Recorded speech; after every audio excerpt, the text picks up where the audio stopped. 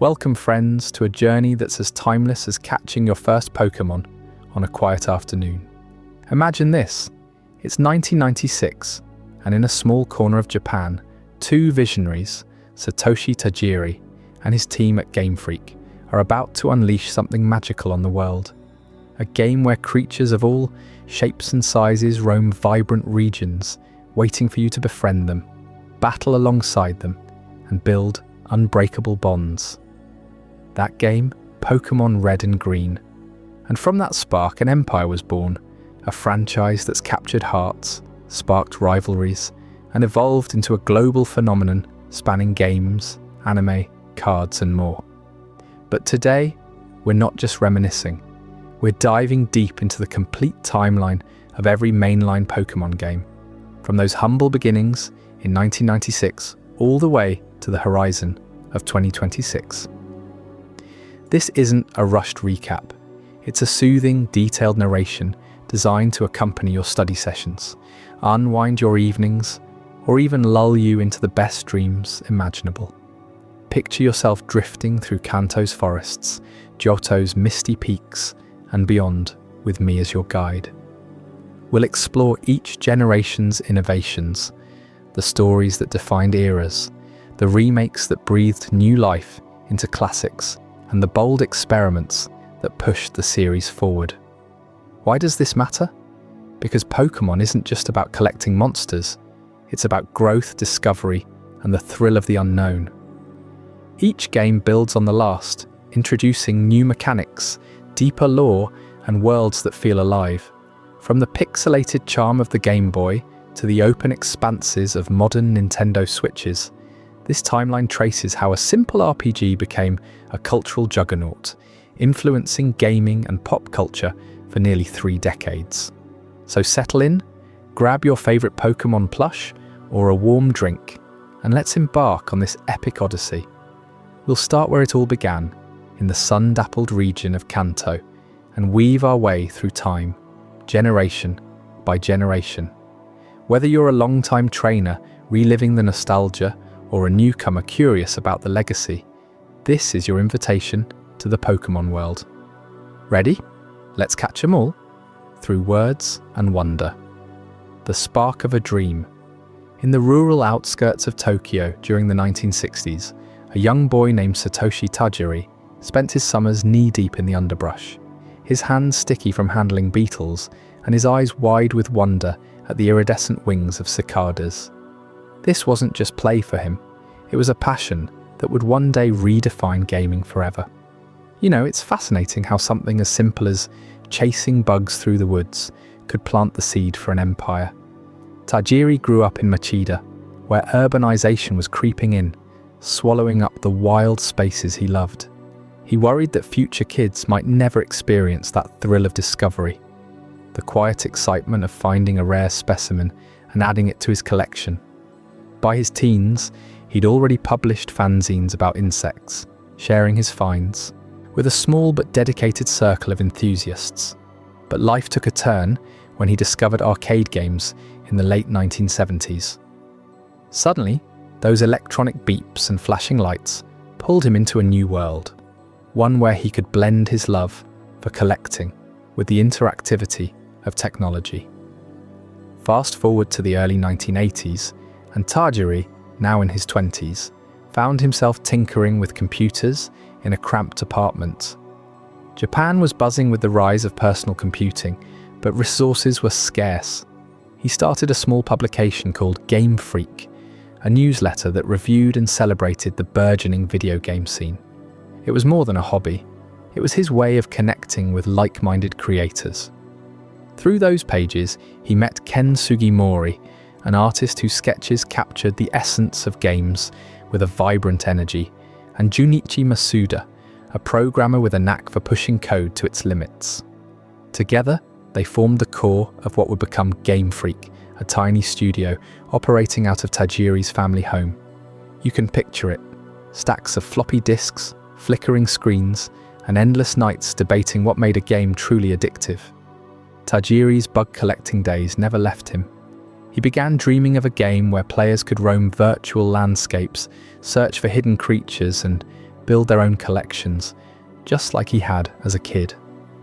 It was revolutionary because back then games were mostly about shooting aliens or jumping platforms. Who would want to collect and nurture monsters instead? The concept took shape slowly. Tajiri envisioned a world where these creatures, Pokémon as he'd later call them, weren't just enemies to defeat, but companions to train and befriend. In the mid-1980s, he sketched out ideas on paper, drawing maps of regions inspired by his hometown and the Japanese countryside. The core mechanic, catching them all. Players would use tools like Pokeballs to capture wild Pokémon, then battle others in strategic turn-based fights. It sounded magical, but turning it into reality was a nightmare. Game Freak was bootstrapping everything. They had no big budget, no fancy offices, just passion and a few second-hand computers. Tajiri programmed the basics himself, but the hardware of the time was unforgiving. The Nintendo Game Boy, which they eyed as the perfect portable platform, had severe limitations: only 8-bit graphics, tiny memory, and a monochrome screen that made colours impossible. How do you create a vast world of diverse creatures when you can barely fit a handful on screen without lag? The struggles piled up quickly. Early prototypes crashed constantly. Tajiri spent months optimizing code, only to realize the Game Boy couldn't handle the number of Pokémon he wanted. Over 150 unique designs, each with animations, stats, and evolutions. Sugimori's artwork had to be simplified to sprites that were just a few pixels wide, losing the detail he dreamed of.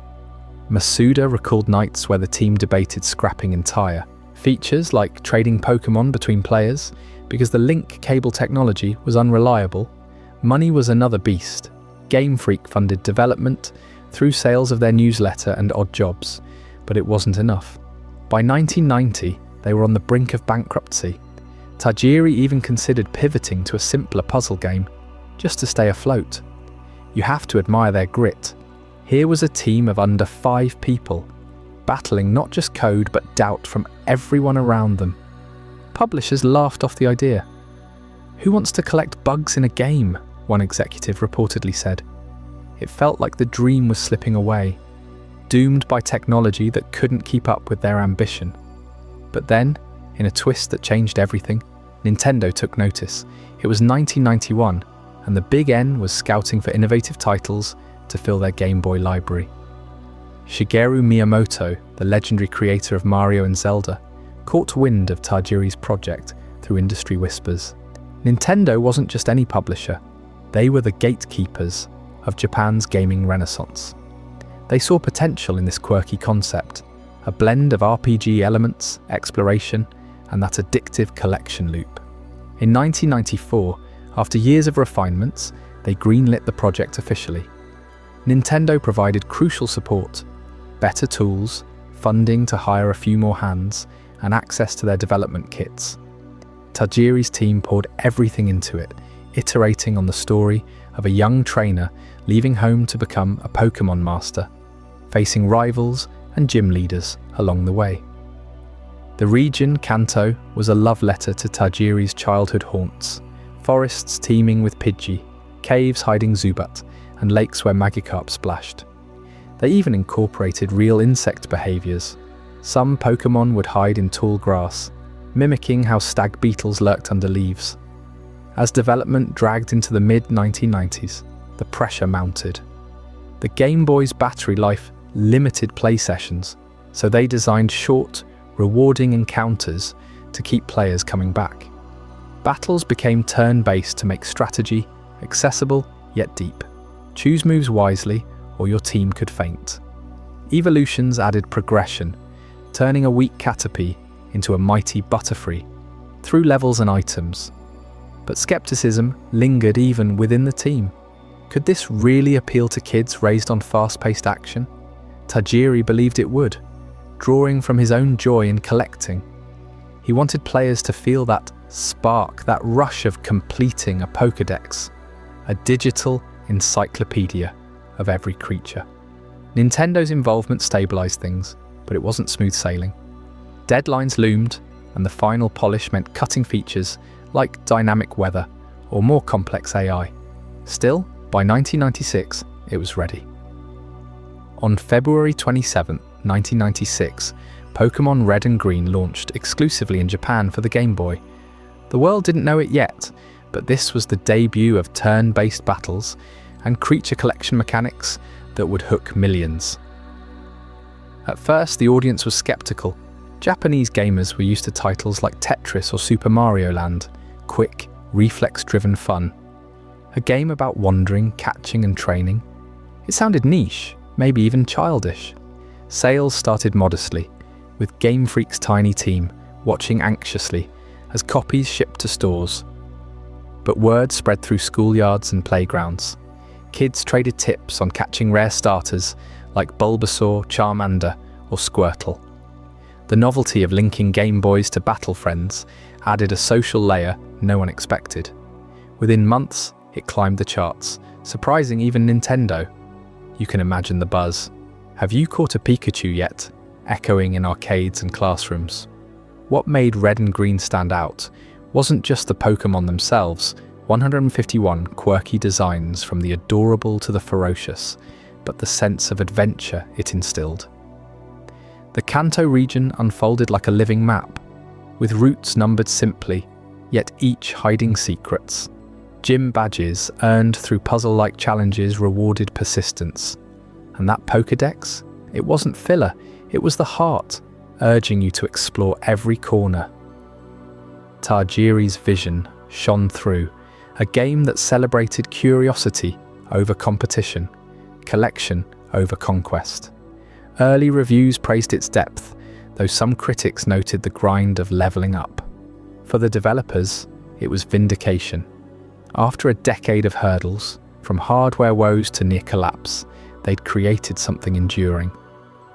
Delving deeper, let's talk about the cultural backdrop. Japan in the 1980s and 90s was a hotbed for innovation, with companies like Nintendo pushing boundaries post-video game crash. Tajiri drew from Shinto influences too, spirits in nature mirroring Pokémon's elemental types like fire, water, grass. Bug types, his favourites, nodded directly to his youth. Pinsir, like a stag beetle, Scyther, a praying mantis.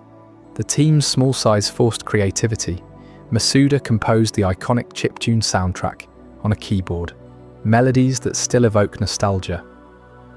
Red and Green weren't perfect, the random encounters could frustrate, and the story was linear, but they laid the foundation. Glitches existed, like the infamous Missing No, but those only added to the lore. As the game gained traction, it revealed Pokémon's universal appeal. It wasn't about violence, it was about bonds. Your Pokémon grew with you, fainted but never died, emphasizing care. This resonated in a society valuing harmony. Sales hit 1 million by year's end, a quiet revolution. Tajiri, ever the introvert, watched from the sidelines, his bug-collecting dream digitized and shared.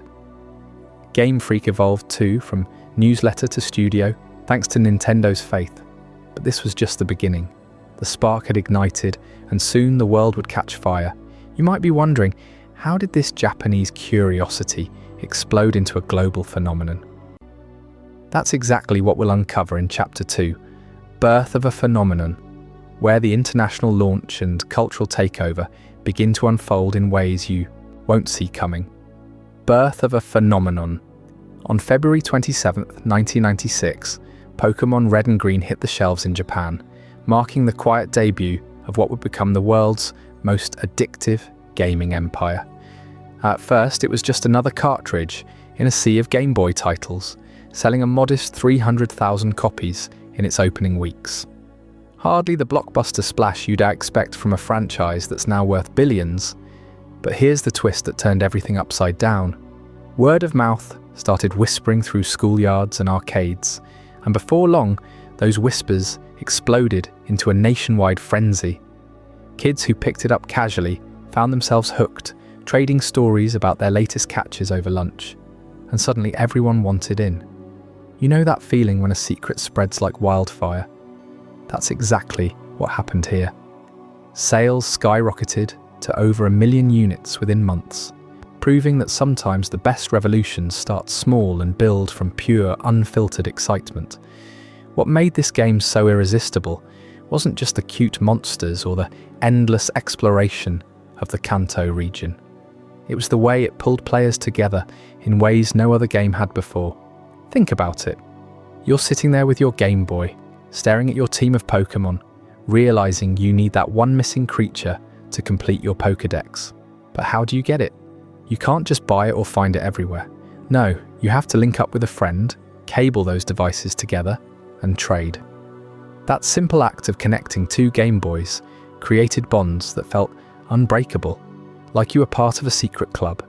I remember hearing stories from those early days, siblings fighting over who got to trade first, classmates rushing home to battle after school. It wasn't just playing, it was sharing victories and losses in real time. And battling. Oh, that took it to another level.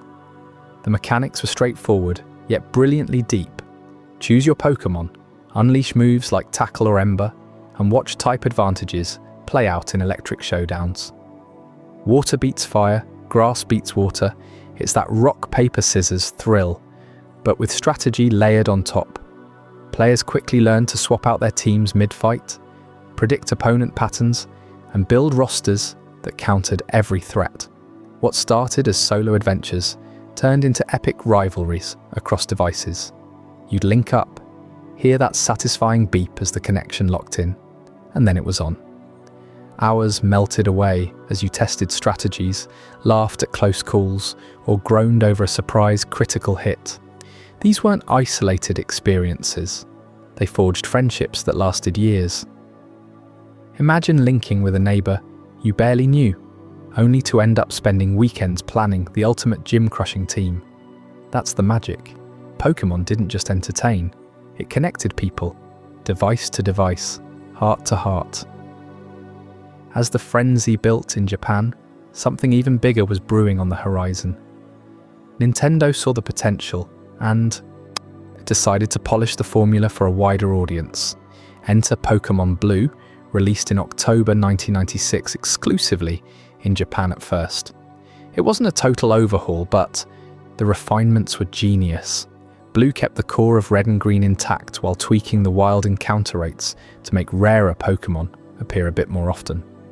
Visually, it introduced updated sprites for the creatures, giving them that extra pop of colour and personality on the Game Boy's green-tinted screen. Pikachu, for instance, got a sleeker look that made him even more endearing. But the real star was the enhanced Pokédex, which now included detailed entries on habitats and behaviours, turning every capture into a mini lesson in discovery. Players who had burned through Red or Green snapped it up immediately, eager for that fresh coat of paint on their favourite obsession. Blue's launch didn't just sustain the hype, it amplified it internationally. Whispers of this phenomenon crossed borders through gaming magazines and import shops. In the West, curious fans were smuggling cartridges and sharing tips on early online forums, primitive by today's standards, but buzzing with excitement. You could feel the anticipation building, like the calm before a storm. Nintendo knew they had gold on their hands and began prepping for a global rollout. The trading and battling features, already legendary in Japan, promised to unite players worldwide. Picture this: kids in America linking up with cousins in Europe, trading a Charizard for a Venusaur, all because Blue had streamlined the experience just enough to hook newcomers without alienating veterans. It was the perfect bridge, refining the raw innovation of the originals into something polished and export-ready. But let's dive deeper into why those mechanics were so revolutionary. Trading wasn't merely a gimmick, it was the glue that held the community together. In Red and Green, certain Pokémon were exclusive to each version. Abra in Red, for example, but not in Green. To get the full set, you had no choice but to trade. This scarcity created urgency and camaraderie. Friends would negotiate like mini diplomats. I'll give you my Pidgey if you throw in that Mankey. And when the trade went through, watching your new Pokémon pop into your box felt like unwrapping a gift. It encouraged replayability too.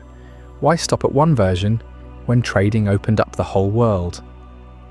Battles built on that foundation, turning traded Pokémon into powerhouses with moves they couldn't learn otherwise. A Pikachu traded from a friend might know Thunderbolt early, giving you an edge in those tense gym battles against Brock or Misty. These features sparked stories that spread like legends. There were tales of midnight trading sessions under blanket forts, or schoolyard tournaments where the loser had to forfeit a rare find. One anecdote that always sticks with me is from a group of Tokyo kids who formed a trade chain, passing Pokémon from one to another across the city, each link strengthening their bond. It wasn't about owning everything, it was about the journey, the shared triumphs, and as Blue rolled out, it added subtle tweaks like better AI for wild encounters, making battles feel more dynamic. Suddenly, a random grass patch could yield a thrilling chase, heightening that sense of adventure. International scouts took note, realizing this wasn't a fad, it was a formula for global domination. The hype didn't stop at mechanics, it seeped into everyday life. In Japan, Pokémon fever led to playground chants of Poké Raps and homemade trading cards long before official merch hit stores. Sales figures climbed relentlessly, with Blue pushing the original duo past 2 million combined. Nintendo's executives must have been stunned. Here was a game born from Tajiri's childhood bug-collecting passion, now captivating a generation. But what about the cultural ripple? It taught kids about strategy, patience, and even basic ecology through the Pokémon's typed weaknesses. You had to think ahead. Don't send your fire type against a gym full of rocks. That educational undercurrent, wrapped in fun, made parents quietly approve, boosting its spread even further. As Blue solidified the foundation, eyes turned outward. Rumours of an English release swirled, with Nintendo teasing enhancements for Western audiences. The trading link became a symbol of connectivity in an era before smartphones. 2 Game Boys, 1 cable, endless possibilities. Players bonded over shared frustrations, like grinding levels for that elusive evolution, or celebrating when their starter finally mega evolved. Wait, no. Evolutions in Gen I were simpler, but the joy was the same. A Bulbasaur blooming into Ivysaur after a stone? Pure elation. These moments created unbreakable player bonds as you described your triumphs to friends who lived the same highs and lows. Internationally, the stage was set. Blue's refinements, smoother difficulty curves, more balanced starter choices, ensured newcomers wouldn't feel overwhelmed. It was like the game whispering, "Come join the party, we've saved a spot for you." Hype built through import communities where fans dissected every byte of data. How many Pokémon were there? 151, each with backstories that fueled imagination. Trading across versions meant no one played alone. You were part of a vast network, devices humming in unison. This interconnectedness foreshadowed the social gaming boom, but back then it was revolutionary. Sales in Japan hit fever pitch, with shortages in stores, a sign of the frenzy to come. Now, as we wrap up this chapter on the birth of a phenomenon, you can see how Red, Green and Blue didn't just launch a game, they ignited a cultural firestorm. From modest beginnings to word-of-mouth wildfire, from solo catches to device-linked dreams, Pokémon proved its power to unite. But hold on, because the story doesn't stop here. Up next, in Chapter 3, Gold and Silver's Golden Era, we'll explore how the series expanded its world in ways that doubled the adventure and doubled the obsession. What secrets did those shiny new regions hold that made fans beg for more? You won't want to miss how it all evolved from there. To really appreciate the depth, let's circle back to those early trading sessions. Imagine you're 8 years old, heart pounding as you connect cables with a classmate. The screen flashes, trade complete, and suddenly your team feels unstoppable. That rush, it was addictive, drawing in skeptics who thought it was just for kids. Even adults got hooked, sneaking plays on lunch breaks. The battling system rewarded creativity. Did you go for a speedy Jolton to outspeed foes? or a tanky Snorlax to endure? Choices like these sparked endless debates, strengthening those player bonds across living rooms and playgrounds. Blue's role in building international hype can't be overstated. It acted as a proof of concept, showing the world what refined gameplay looked like. Nintendo used demos at trade shows, letting influencers link up and battle live. The crowds went wild, sensing the potential for cross-continental trades. In Europe and America, fan translations circulated underground, building a grassroots army of enthusiasts. By the time official plans solidified, the frenzy was global. Pokémon wasn't selling units. It was selling a lifestyle, one of collection, competition, and connection. And the emotional pull, it ran deep. Catching a legendary like Mewtwo after hours of preparation felt like conquering a mountain. Trading it away? A tough call, but one that trusted your network. These mechanics created stories passed down like family lore. The time a traded Eevee evolved into the perfect counter, winning a tournament. Or the unbreakable friendships formed over late-night battles, devices glowing in the dark. It's why the phenomenon endured. It mirrored real-life bonds, just with more lightning bolts and evolutions. As Blue set the stage for domination, the world waited breathlessly. The formula was locked in. Modest starts, explosive growth, innovative links that tied players forever. From Japan's streets to future shores, Pokémon was ready to conquer. But as I mentioned, the golden era awaits in the next chapter, where gold and silver take us to new heights. Get ready for evolutions in storytelling that will leave you evolving right along with the series. Expanding on the frenzy, consider the societal impact. Schools implemented no trading during class rules because kids were too distracted. Media outlets ran features on the Pokemania, interviewing developers about the inspiration. Tajiri's vision of turning bug hunts into digital quests resonated universally. The battling AI, while basic, taught to pattern recognition, perfect for young minds. Trading fostered negotiation skills, turning playtime into subtle life lessons. Internationally, Blue's hype translated to merchandise teases. Plushies, cards, even early anime pilots. Fans clamoured for localization, petitions circulating in gaming zines, the unbreakable bonds extended online, with bulletin boards sharing trade codes, primitive precursors to modern friend lists. It was a social revolution, in pocket form. In essence, this birth wasn't accidental. It was engineered through smart design. Modest sales ignited by word of mouth, mechanics that demanded connection, and Blue's refinements paving the way, the perfect storm for global takeover. You've journeyed with me through these beginnings. Now let's head into Gold and Silver's golden era, where the Johto region beckons with promises of 100 new Pokémon and time travel twists that redefine what a sequel can be. Curiosity piqued, it should be. Gold and Silver's golden era. By 1998, the Pokémon phenomenon had exploded beyond anyone's wildest dreams.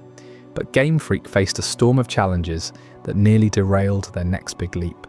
Development on what would become Gold and Silver stretched far longer than planned, plagued by technical glitches, ambitious scope creep, and the pressure to top the original games.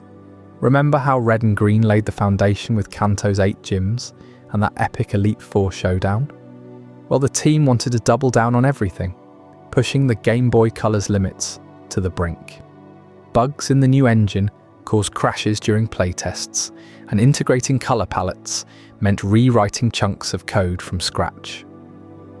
Satoshi Tajiri himself pored over every detail, insisting on a world that felt alive and connected to the first generation. These hurdles delayed the launch, but when Gold and Silver finally hit shelves in Japan on November 21st, 1999, they weren't just sequels, they were a revolution wrapped in shiny new cartridges. You step into the shoes of a fresh trainer in New Barktown, a sleepy coastal spot in the Johto region, and right away you sense something different. The sun's position matters now.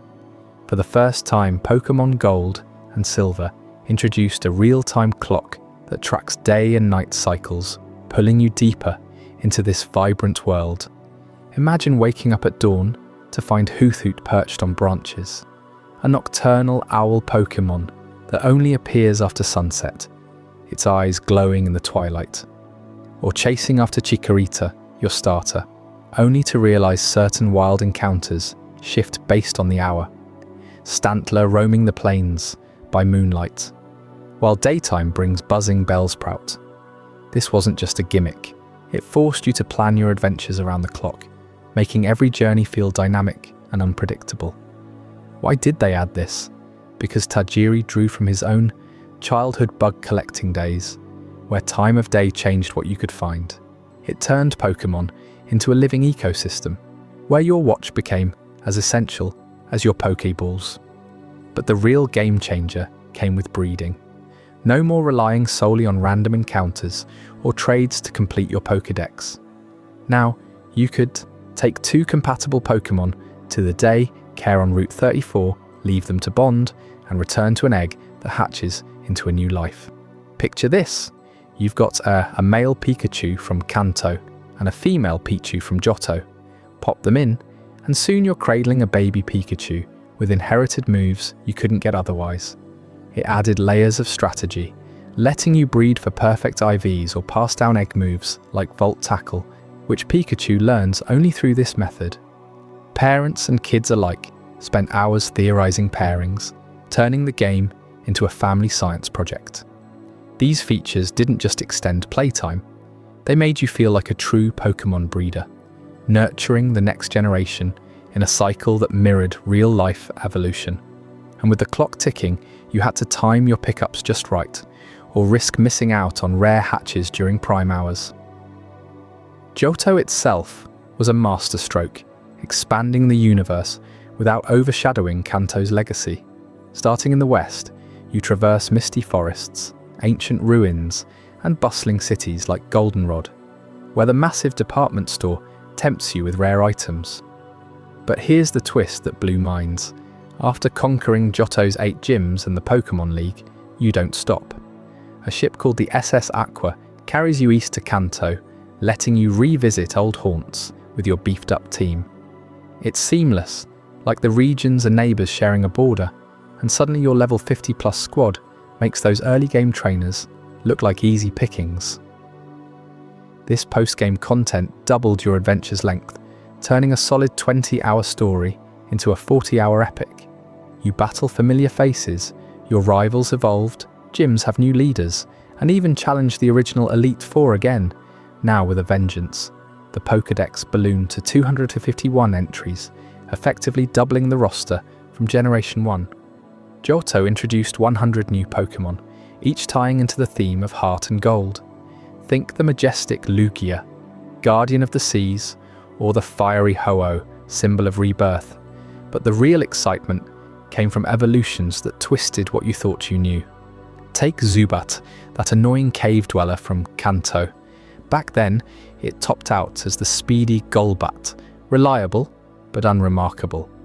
In Gold and Silver, max out its friendship, through battles, vitamins, or just walking with it, and it evolves into Crobat, a venomous powerhouse with blistering speed that outpaces even some legendaries.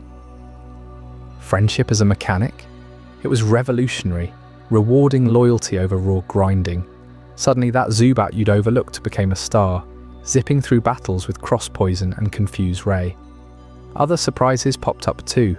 Yanma needed to learn Ancient Power to evolve into Yanmega, a hidden requirement that had players scouring movesets. Or Poliwag's line gaining new forms, like Poliwhirl, evolving into Politoed with a King's Rock trade. Items now influence paths, adding puzzle-like depth. These twists kept you guessing, revealing that your old favourites had untapped potential, all while the new Johto natives like Totodile chomped their way into your heart. Gameplay felt fresher across the board. Berries grew on trees, regenerating daily for healing items on the go. The Pokegear added a phone for calling gym leaders, a map for navigation, and even a radio with stations playing Pokémon music or wild battle themes that lured rare encounters. Held items like the Quick Claw gave underdogs a fighting chance, letting slower Pokémon strike first. And don't get me started on the shiny Pokémon, those rare, colour-swapped variants with a 1 in 8,192 chance of appearing. Spotting one felt like winning the lottery, a sparkle that made your collection truly unique. Gold and Silver weren't content with recycling formulas. They innovated quietly, making every step rewarding. As 2000 dawned, Game Freak wasn't done polishing this gem. Enter Pokémon Crystal, the Enhanced Edition, released in Japan that October, bringing upgrades that felt like a loving glow-up. For starters, it expanded on Gold and Silver's foundation with the Suicune storyline, where you chase the legendary beast across Johto, uncovering its lore through environmental puzzles and trainer battles. The animation for battles got smoother, with Pokémon now leaping into the fray with flair. Pikachu's Thunderbolt crackling vividly on the Game Boy Color screen. But the biggest shake-up? You could finally choose a female protagonist, Chris, with her own sprite and story beats. No more defaulting to a boy trainer. This marked Pokémon's first real nod to player choice in identity, opening doors for inclusivity that would echo through future games. Imagine picking Chris and striding through Cherry Grove City, her ribbon-tied hair bouncing as she befriends Totodile. It personalized the journey in ways that pulled at the heartstrings. Crystal also introduced the Battle Tower, a precursor to competitive modes where you climb floors against increasingly tough AI, testing your team-building skills. Anime fans got Easter eggs too, like a side quest mirroring Ash's escapades. And breeding? It got even better with the ability to choose egg natures indirectly through parent personalities, hinting at the depth to come. Internationally, Crystal launched in 2001, but the enhancements made it the definitive way to experience Generation 2, selling millions and cementing Johto's place in Pokémon lore. These changes weren't flashy overhauls. They were thoughtful evolutions, marking the series' first major narrative pivot toward player agency and emotional depth.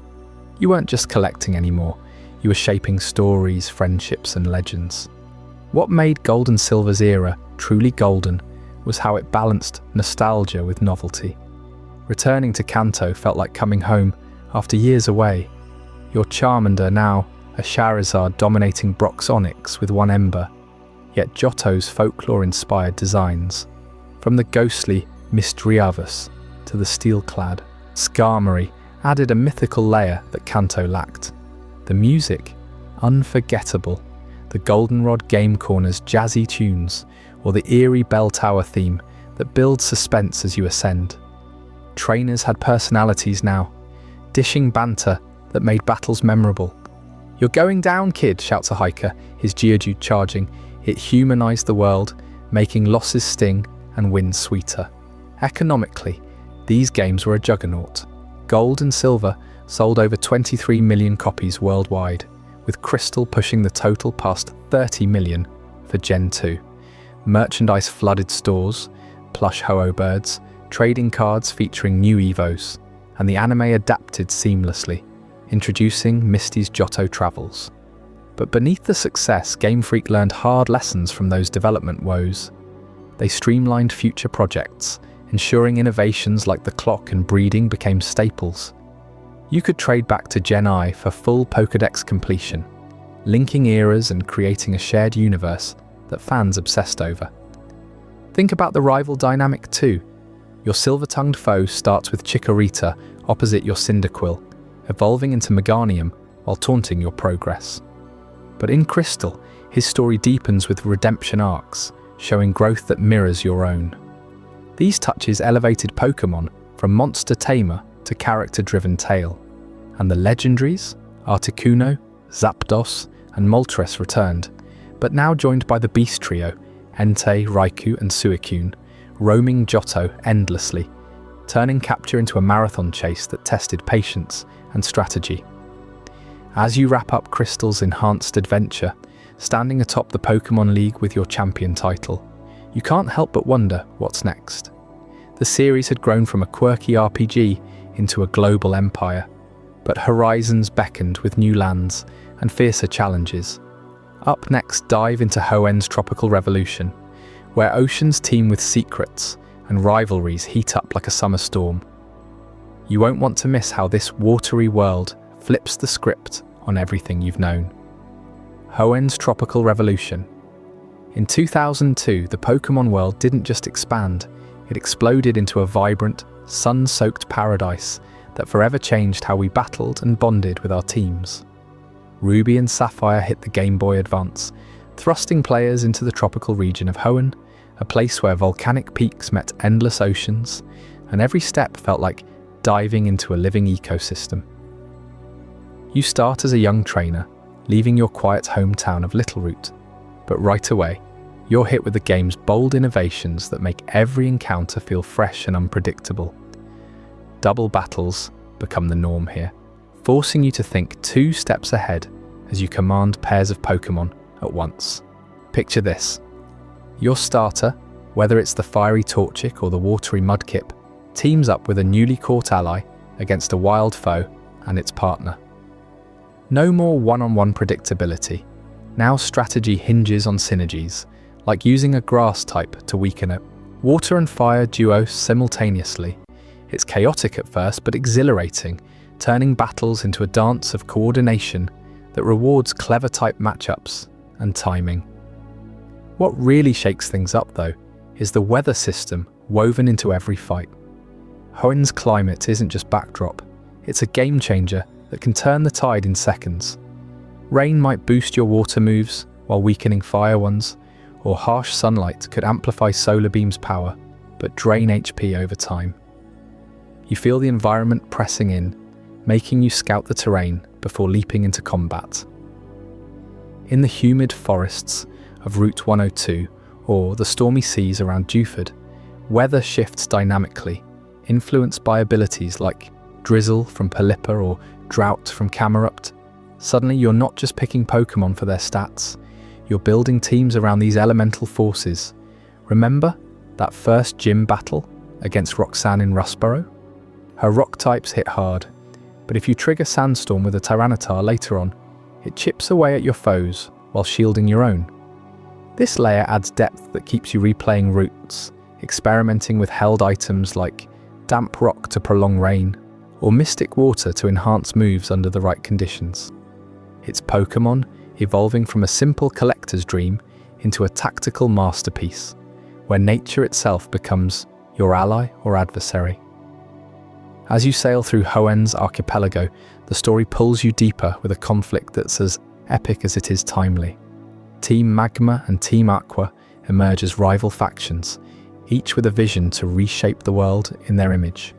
Magma, clad in red, dreams of expanding land masses to create more space for humanity, led by the ambitious Maxi, who sees the sea as a wasteful expanse. Aqua, in their blue uniforms, counters with the opposite zeal, pushing to flood the continents under the guidance of the enigmatic Archie, believing land hoards resources from the oceans. Their feud isn't just villainy for villainy sake, it's laced with environmental undertones that mirror real-world debates about balance and exploitation. You stumble upon their schemes early, infiltrating hideouts where they plot to awaken ancient forces. Magma raids Chimney to ignite volcanic energy, while Aqua dives into underwater caverns to harness tidal powers. Each encounter forces you to pick sides temporarily, but really, you're the wild card exposing their extremes. The tension builds across the region, from the industrial sprawl of Slateport City to the misty peaks of Meteor Falls. You ally with Professor Birch, who entrusts you with decoding the mystery, and your rival, May or Brendan, depending on your choice, shadows your path, growing alongside you in ways that feel personal. But the real heart-pounding climax erupts when both teams converge on the legendary Pokémon that hold Hoenn's fate. Groudon, the primal Earthshaker, embodies Magma's dry ambitions, its arrival summoning intense sunlight that scorches the land. Kyogre, Aqua's oceanic titan responds with relentless rain, swelling seas and threatening to submerge everything. You race between their awakening sites, Cave of Origin for Kyogre, Terror Cave for Groudon, battling grunts and admins who guard the thresholds. The showdown isn't just a boss fight, it's a cataclysm. As the weather spirals out of control, Hoenn's skies darken, roots flood or crack open, and your team must endure the chaos. Rayquaza, the Sky Guardian, intervenes in a twist that demands you summon it via the blue orb or red orb, restoring balance in an aerial clash that feels godlike. Defeating these legends isn't about power alone, it's about understanding harmony, leaving you with a profound sense of the world's fragility. How often do games make you ponder ecology while dodging hydro pumps? This rivalry cements Hoenn as a region where adventure meets activism, urging you to think beyond the Pokeball. Yet Hoenn's revolution goes further, layering in social elements that transform Pokémon from mere combatants into companions shaping your daily life. Contests burst onto the scene in cities like Slateport and Falabor, where battles give way to performances that judge not just strength, but style and appeal. You enter your Pokémon in categories like cool, beauty, cute, smart or tough, mixing moves with held items to dazzle judges. Take a Volbeat, combine its flash for visual flair with a berry to boost appeal mid-act. It's nerve-wracking, timing your combos as the crowd cheers, and winning ribbons unlocks deeper stories, like accessing the battle tower. These aren't side quests, they're a parallel path that lets you express creativity, turning your team into stars of the stage. Imagine prepping Swablu for a beauty contest, teaching it Perish Song, not for lethality, but for a haunting melody that sways the audience. It humanizes your Pokémon, showing their personalities shine outside the arena, and it hooks you into grinding for perfect condition through Pokeblocks. Those colorful treats you mix from berries at contest halls. Secret bases add another intimate touch, letting you claim spots across Hoenn and customize them as personal havens. From the sandy dunes of Route 111 to the shadowy depths of Scorched Slab, you decorate with stolen furnishings. Posters, cushions, even doll-like Pokémon figures, inviting friends via link cable to trade items or scan your QR code in later remakes. It's like building a digital tree house where battles happen in your tailored space, fostering connections that extend beyond solo play. You might set up a base in the abandoned granite cave, luring Torchic statues and Machop dummies for a rugged vibe. Then challenge a visitor to a double battle under your rules. This feature turns the game into a social hub, encouraging replayability as you visit others' bases, solve puzzles to earn decorations, or even host mini-tournaments. Pokémon becomes a lifestyle here, blending competition with community, where your choices ripple into friendships and rivalries that last beyond the credits. Diving deeper into Ruby and Sapphire's mechanics, the region's 135 new Pokémon feel tailor-made for this tropical upheaval. Hoenn's dex bursts with diversity. The starter trio, Torchic evolving into the majestic Blaziken, Trico into the agile Sceptile, Mudkip into the tanky Swampert, each embodies the land-sea-sky balance. You catch early wonders like the fluffy Cedo or the mischievous Shroomish in Petalburg Woods. Their evolutions like Breloom bringing fighting prowess to shake up meta strategies. Waterroots team with Tentacool variants and the Serpentine Clample, while fiery areas yield Numel, whose Camerupt form triggers sandstorms naturally. The weather ties in seamlessly. A Pelipper with Drizzle can set up rain teams effortlessly, synergizing with Ludicolo's Swift Swim for blistering speed doubles. Even legendaries like Regirock, Regice, and Registeel in their ancient ruins demand puzzle solving before combat, their steel typing clashing against your evolving squad. The journey snakes through diverse biomes that amplify these innovations. From the rainy Lily Cove to the desert Mirage Tower, every path tests your adaptations. Gym leaders embody themes. Brawly's fighting waves crash like tides. Flannery's fire erupts in volcanic fury, and Winona's flying soars amid meteor showers. Elite Four awaits at the end, but the true test is the rematchable trainers who evolve with you, their teams incorporating weather tricks you've mastered. Post-game, you unlock the Battle Frontier, a gauntlet of facilities testing every skill, from double battle halls to pyrosec contests in disguise. It's endless replay value, pulling you back to refine that perfect rain squad or contest-ready Altaria. But let's talk about the cultural impact.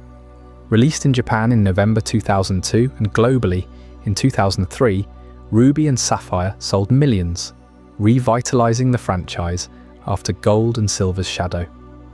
The dual versions encourage trading for exclusives like Magma's Poochyena line versus Aqua's Carvanha, mirroring the faction split. Environmental messages resonated, especially as global warming debates heated up, with players discussing how Groudon and Kyogre symbolized unchecked ambition. Contests inspired real-world creativity, spawning fan arts and cosplays, while secret bases prefigured social features in later games. Emerald, the 2005 expansion, refines this revolution by blending both team stories into a cohesive narrative, introducing the Battle Frontier fully.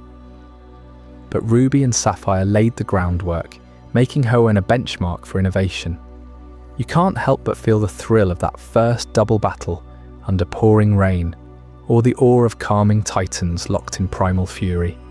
It's Pokémon growing up, inviting you to explore not just monsters, but the world they inhabit. As we wrap up this tropical odyssey, get ready for Chapter 5, Echoes of Kanto, where familiar faces return with a fresh twist that bridges old adventures to new horizons. You won't want to miss how it all comes full circle. Echoes of Kanto.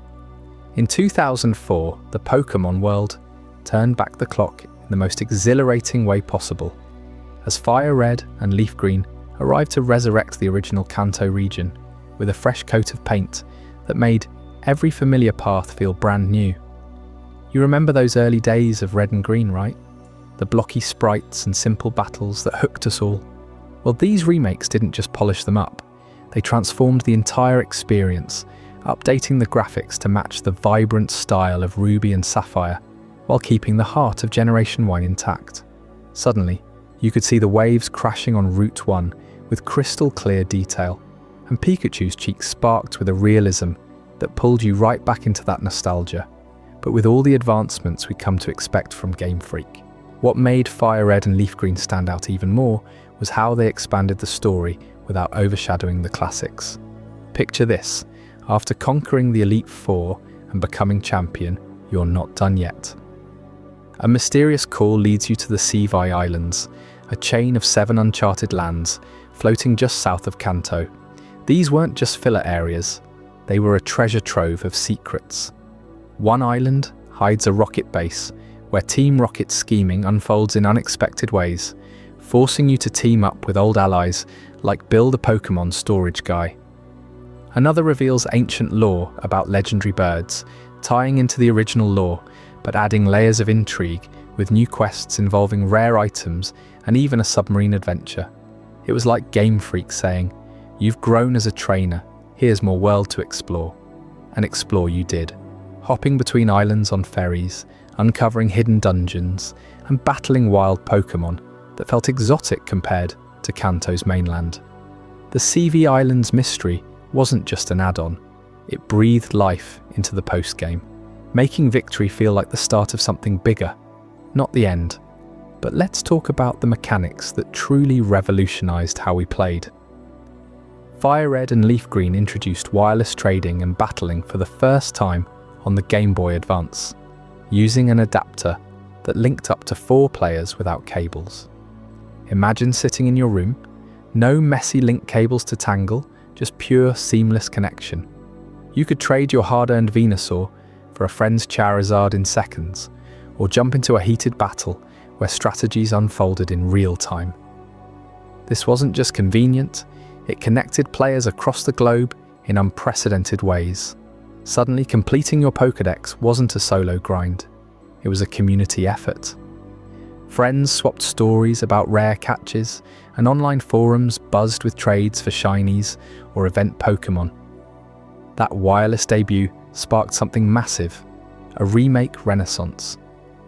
Developers saw how beloved old games could be revitalized, blending nostalgia with modern tech, paving the way for future titles to revisit classics and keep the franchise evolving. You felt it, didn't you? That sense of unity, like the Pokémon world was no longer isolated to your handheld, but shared among millions. Diving deeper into Fire Red and Leaf Green, the updates went beyond visuals and connectivity. The game retained the faithful retelling of the original story, starting in Pallet Town, rivaling your friend from the get-go, thwarting Team Rocket's plans at the Sylph Comets and the power plant, but infused it with Gen 3's double battles and held items. Why does that matter? Because it let you experiment in ways the originals never could. Equip a quick claw to your starter and watch it outspeed foes in critical moments, or set up a baton pass chain with newly catchable Pokémon, like the Bellsprout evolutions. The faithful recreation of Kanto's 8 gyms remained, from Brock's rock-solid Onyx to Blaine's fiery Arcanine, but now with updated movesets that honoured the competitive meta emerging at the time. And the Elite Four, Lorelei's icy Lapras, Bruno's muscle-bound Machamp, Agatha's Ghost Haunter evolutions, Lance's majestic Dragonite, they all hit harder, smarter, forcing you to adapt your team on the fly. One of the most memorable touches was the inclusion of the Safari Zone with a twist. In the originals, it was a luck-based hunt for rare beasts like Dratini. Here it's expanded with more areas, each with unique habitats, a swamp for poison types, a rocky plain for ground Pokémon. You had to manage your steps carefully, using baits and rocks just like before, but the payoff was sweeter with encounters like Kangaskhan or Scyther that could join your main team. It evoked that childhood thrill of uncertainty. Will this throw land Tauros, or will it flee? These small evolutions made the remakes feel alive, responsive to how players had grown since 1996. As you journeyed through, the narrative wove in subtle nods to the broader Pokémon universe. Catching Mewtwo in Cerulean Cave wasn't just a power grab, it was a culmination of Kanto's legendaries, now with enhanced animations that made the clone's psychic blasts feel epic. And don't get me started on the wireless adapter's impact on events. Nintendo hosted distributions for special Pokémon, like the old C-Map item that unlocked a Mew encounter on Faraway Island, a direct callback to the mythical's elusive nature. You had to trade or battle to get it, fostering bonds that turned casual players into dedicated collectors. This connectivity wasn't gimmicky, it was the spark that ignited a wave of remakes, proving that revisiting the past could propel the series forward. By 2004, Pokémon had sold over 150 million copies worldwide, and these titles pushed that number higher, showing remakes could outsell some new entries. Shifting gears just a bit, because the echoes of Kanto didn't stop at those remakes. They rippled into 2005 with Pokémon Emerald, the definitive version of Ruby and Sapphire that tied everything together. Emerald launched with a bang, combining the best of both Hoenn games into one ultimate adventure. You start in Little Root Town, choosing your starter amid Professor Birch's dramatic escape from a wild Poochyena. But now, the story splits the difference. Team Aqua and Magma both vie for supremacy, their plans intertwining in a way that feels more balanced and epic. The Elite Four rematch postgame? It's tougher, with improved AI that anticipates your switches and coverage moves. But the real game changer in Emerald was the Battle Frontier, a sprawling post-game challenge designed for veterans like you who've conquered the basics. Imagine stepping into a massive complex inspired by competitive play with 5 distinct facilities. The Battle Tower for straight-up singles and doubles, the Battle Dome for strategic dome matches where you draft teams on the spot, the Battle Palace where Pokémon fight based on their natures alone. No commands, just pure instinct. Then there's the Battle Pike, a risky serpentine path with hidden dangers that could weaken your team. And the Battle Factory, where you rent rental Pokémon and have to adapt to unfamiliar movesets. Each facility has its own Battle Master, like Annabelle, with her ghostly Dusk Noir or Tucker hoarding Steel types. Winning silver symbols earns you points for prizes, but the Frontier Brain rematches? They're brutal, revealing the deeper competitive depths of Pokémon battling. Why does this matter so much? Because Emerald unveiled layers of strategy that casual players might never see. You learn about EVs and IVs through subtle hints, or experiment with weather teams using Kyogre and Groudon. Now catchable in the wild after awakening Rayquaza on Sky Pillar. That legendary showdown atop the tower, with Rayquaza descending to halt the primal clash. It's cinematic, even on a handheld, forcing you to navigate the perilous climb while dodging falling debris in battles. The Battle Frontier challenged you to think like a pro, prepping the community for official tournaments. Facilities reset daily, encouraging repeated visits, and the silver-gold symbols system built progression that felt rewarding. Veterans spent hours optimizing teams, discovering synergies like a Salamence with Dragon Dance sweeping the tower's 21 win streaks. Emerald's Hoenn felt more alive too, with the full decks of 386 Pokémon available without trading to other versions. Route 119's rainy biking sections, with slopes that launch you into aerial battles, pure innovation. And the Trainer Hill, a gauntlet of relentless NPC battles, tested endurance. It was here that Pokémon's competitive scene truly deepened, as players shared frontier strategies online, debating the best rental picks or how to counter the Pike Queen's Milotic.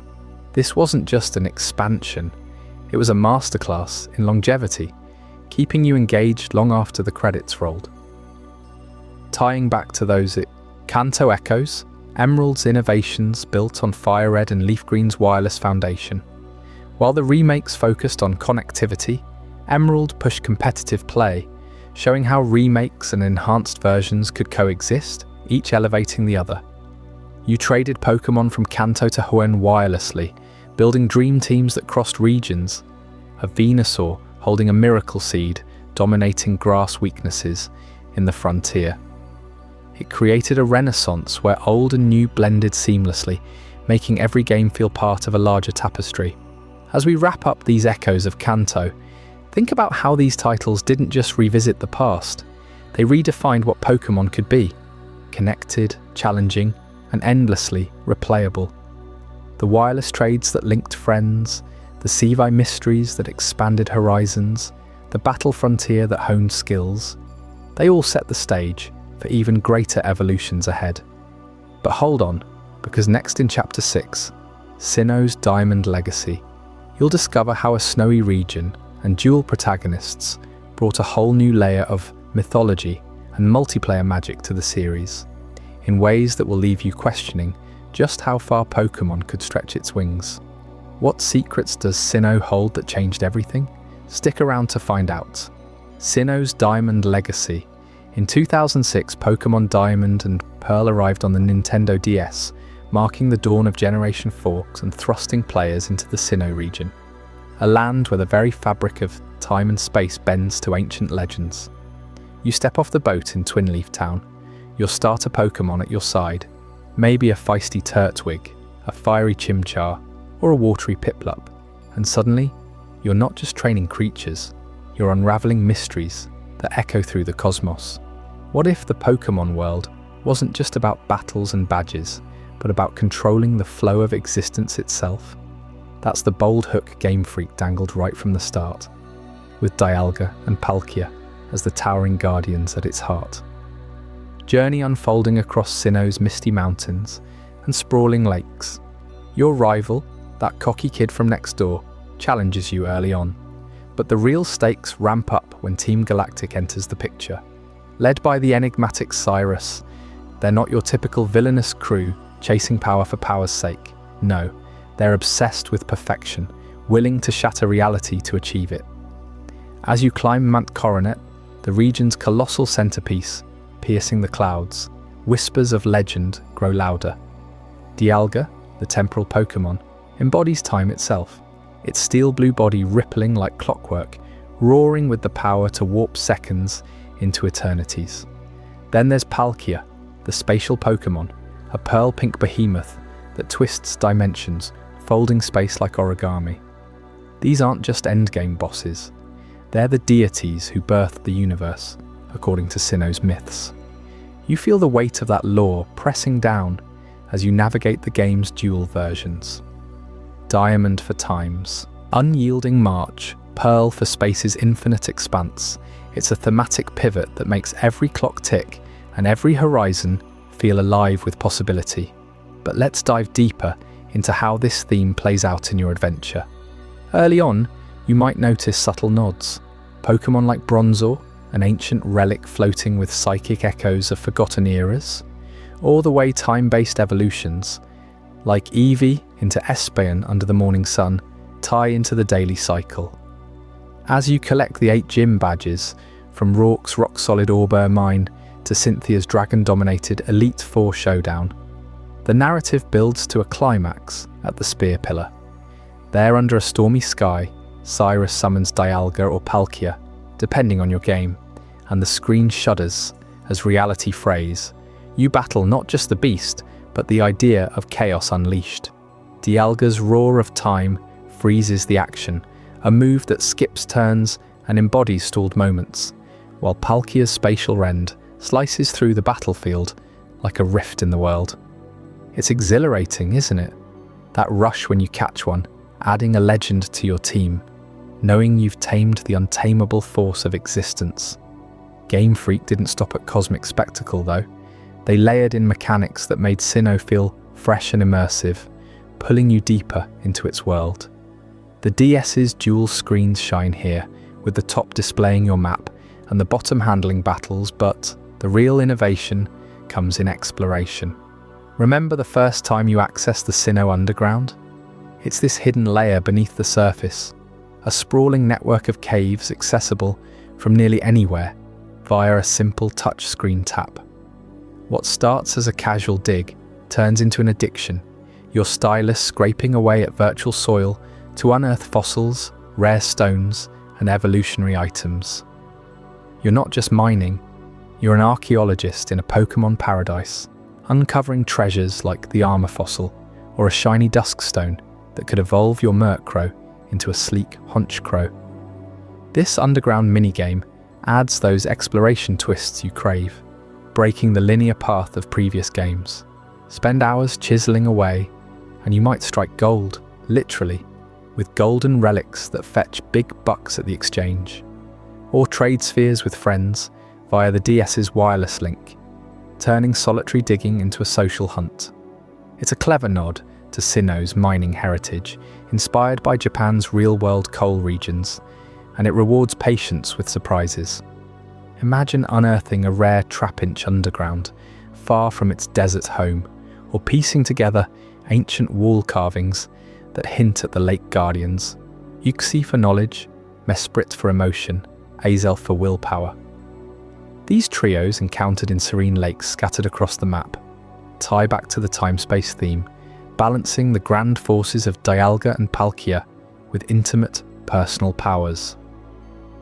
Catching Mesprit, that elusive pink sprite flitting across the overworld, feels like grasping a fleeting memory. Its moves like copycats, mirroring your own journey. As you push through Sinnoh's routes, Route 202's gentle meadows giving way to the foggy Eterna forest, where illusions play tricks on your senses, the game's 107 new Pokémon integrate seamlessly. Starly evolves into Staraptor, your reliable flyer slicing through skies warped by Palkia's influence. Lucario, the aura-sensing fighter, channels steel and fighting types with a grace that feels almost prescient, detecting hidden truths in the timeline. And don't get me started on the evolutions. Riolu hatches from eggs, bonding through your affection to become that loyal Lucario, a mechanic hinting at the emotional depth Sinnoh explores.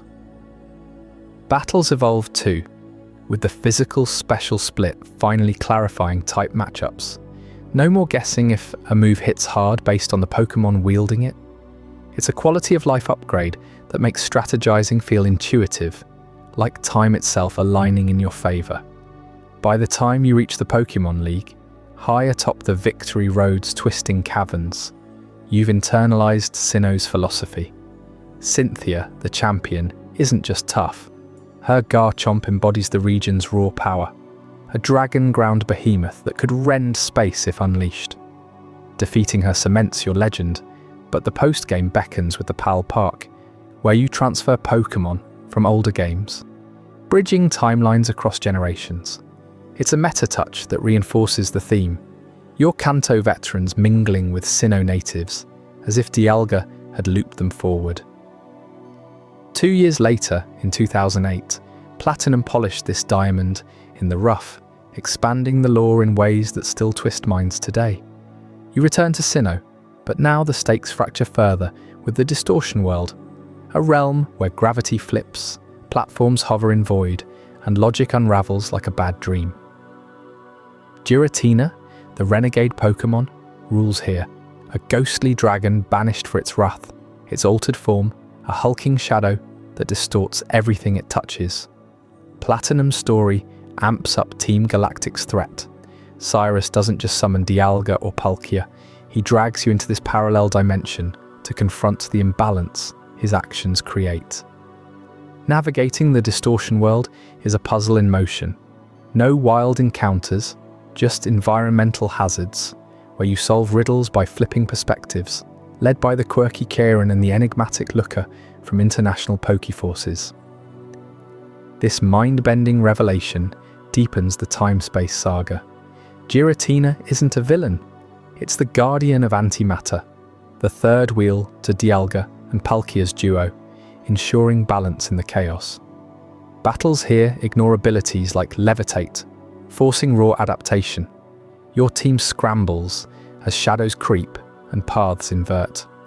Platinum adds 22 evolutions from prior genes, like Yanmega, buzzing with prehistoric fury, and new forms for the Lake Trio, their knowledge-emotion will trinity, now visualized in stark, grayscale ruins. The battle frontier returns from Emerald, a gauntlet of 21 facilities testing your hyrule, the metal against towers of intellect, luck, and raw power. And the global trade system, it connects you worldwide, trading that elusive Spiritomb, forged from 108 spirits in the underground, for a global menagerie. What makes Platinum's expansion linger is how it humanizes the legends. You glimpse Cyrus's fractured psyche in the Distortion World's mirrors, reflecting his quest for a flawless world free of emotion. It's a philosophical gut punch. Is perfection worth erasing the heart of Pokémon? As you emerge victorious, sealing Giratina away, Sinnoh feels vast, a region where every cave and lake pulses with untold stories. The post-game Platinum Plate hunt, scouring for rare items, or the shiny hunting in the Great Marsh's limited visibility zones, keeps the exploration alive long after credits roll. Sinnoh's legacy endures because it dared to dream bigger, blending epic myths with tactile discoveries. You don't just play Diamond, Pearl, or Platinum, you inhabit a world where time ticks forward, space stretches endlessly, and hidden depths reward the curious. Those underground halls, the roar of Dialga echoing in your captures, the vertigo of the Distortion World, they all weave a tapestry that's as replayable as it is profound. Trainers still flock to remakes like Brilliant Diamond and Shining Pearl in 2021, faithful to the originals yet modernized with chibi visuals and expanded underground, proving Sinnoh's pull across decades. But just as Sinnoh's stars align, the timeline hurtles toward a wave of nostalgia that remixes the past with Golden Heart. Up next, in Heart Gold and Soul Silver's Nostalgia Wave, discover how Johto rises again, blending old favorites with fresh winds that might just sweep you off your feet. What secrets from the 99 classics get a heartfelt revival? Before we dive deeper into this incredible journey, I'm curious, where in the world are you watching this from? Drop a comment below and let our global community know. And if you're finding this as mind-blowing as I am, hit that like button to help more people discover this story. Heart Gold and Soul Silver's nostalgia wave. In 2009, Pokémon Heart Gold and Soul Silver arrived like a heartfelt letter from the past, remaking the beloved Gold and Silver games from a decade earlier and infusing them with fresh innovations that made Johto feel more alive than ever. These weren't just updates, they were a celebration of where the series had been and a bold step toward where it was going, capturing the hearts of fans who grew up with the originals and welcoming new players into a world that now followed them everywhere. You remember the thrill of stepping into Johto for the first time back in 1999, right? That sense of exploration in a region that felt both familiar and new after Kanto. Heart Gold and Soul Silver took that foundation and polished it to a shine, expanding on the core story of a young trainer rising against Team Rocket's schemes while uncovering legendary secrets. But what set these remakes apart was how they made every moment feel personal, as if the Pokémon world was right there beside you, not just on the screen. Picture this: after catching your favourite Pokémon, it doesn't just vanish into a box. Instead, it trots along behind you, a loyal companion mirroring your every step through the tall grass or bustling towns. This following mechanic wasn't some gimmick. It transformed the journey into something intimate. Suddenly, your Cyndaquil or Totodile wasn't an abstract team member. It was your partner, reacting to the environment, even interacting with NPCs in ways that added layers of charm and surprise. Think about how that changes the emotional core of the adventure.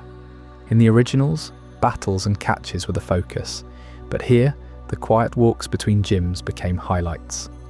Your Pokémon might stop to sniff a flower or playfully bump into you during a sprint across Route 34.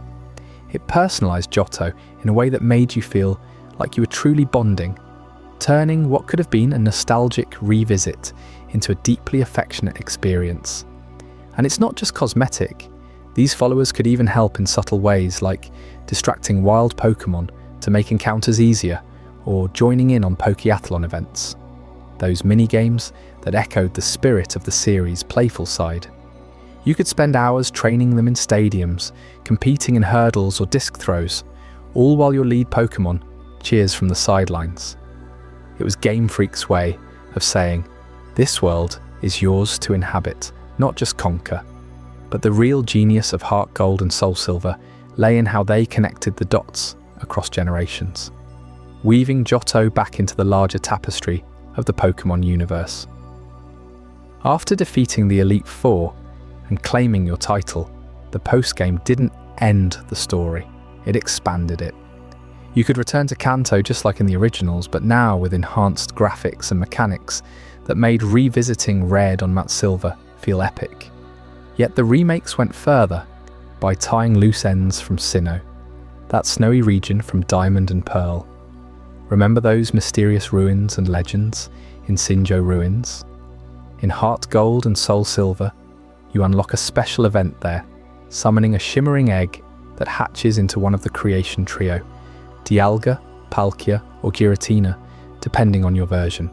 It's a moment that hits you with awe, revealing how Arceus, the alpha Pokémon, once descended in Johto, linking the birth of time, space, and the distortion world directly to this land of tradition and myth. This interconnection deepened the franchise's mythology in ways that rewarded longtime fans without alienating newcomers. You start to see Johto not as an isolated sequel region, but as a pivotal chapter in a grand saga. The elders in Ecruteak City whisper about ancient towers housing the legendary beasts, but now those tales echo the cosmic events of Sinnoh, suggesting a shared history where legends influence each other. Across seas and time, it makes you wonder, what other secrets are buried in these remakes? The storytelling pulls you in, with expanded dialogues and side quests that flesh out characters like the Kimono Girls or the enigmatic Drayden. No, wait, that's later. But here, figures like the Wise Trio gain new depth, hinting at broader lore. And let's not forget the radio tower takeover by Team Rocket. It's more cinematic now, with animations that ramp up the tension, making their comeback feel like a genuine threat reborn from the past. As you delve deeper, the remakes shine in their attention to detail, updating the engine to match the DS era's capabilities while preserving the soul of Generation 2. The day-night cycle influences everything from wild encounters to event triggers, and the phone system lets you keep in touch with rivals and gym leaders, adding a social layer that feels surprisingly modern. Your rival, Silver, evolves from a bratty antagonist into a complex figure haunted by his father's shadow, Giovanni himself, culminating in a poignant rooftop confrontation that tugs at your heartstrings. It's these character arcs that elevate the nostalgia, reminding you why Johto's story of redemption and growth resonated so strongly the first time around. Now imagine taking that Johto adventure beyond the screen into your daily life. That's where the Pokewalker comes in, a groundbreaking accessory bundled with every copy of Heart Gold and Soul Silver. This tiny clip-on device wasn't just a pedometer, it was a portal, letting you transfer one of your Pokémon from the game to walk alongside you in the real world. Every step you take, whether commuting to work, strolling through the park, or chasing after a bus, translates into in-game progress. Your Pokémon levels up based on your activity, encounters wild Pokémon through vibrations and routes you unlock, and even brings back items or catches to share with your DS team. It's this blurring of virtual and physical boundaries that made the Pokewalker revolutionary, turning passive play into an active lifestyle integration. You clip it to your belt, and suddenly your day feels infused with Pokémon magic. Choose a route like the refreshing field, and as you rack up steps, your transferred Pokémon might battle a random encounter, gaining experience without you lifting a finger. Well, except for all that walking. There are over 20 routes to explore, each themed around different environments, from volcanic peaks to serene lakes, and they tie back to Johto's landmarks in subtle ways. Find a heart scale on your hike, bring it back to teach a hidden move, catch a rare Pokémon like a shiny variant through sheer persistence. It's a reward that feels earned through your real efforts. For fans, this was addictive. I'd hear stories of people hitting 10,000 steps a day just to evolve their EV or hunt for that elusive starter from another region. It encouraged health in a sneaky, fun way, making you think, one more block and maybe I'll find something amazing. The Pokewalker's impact went beyond mechanics. It fostered a sense of community and continuity.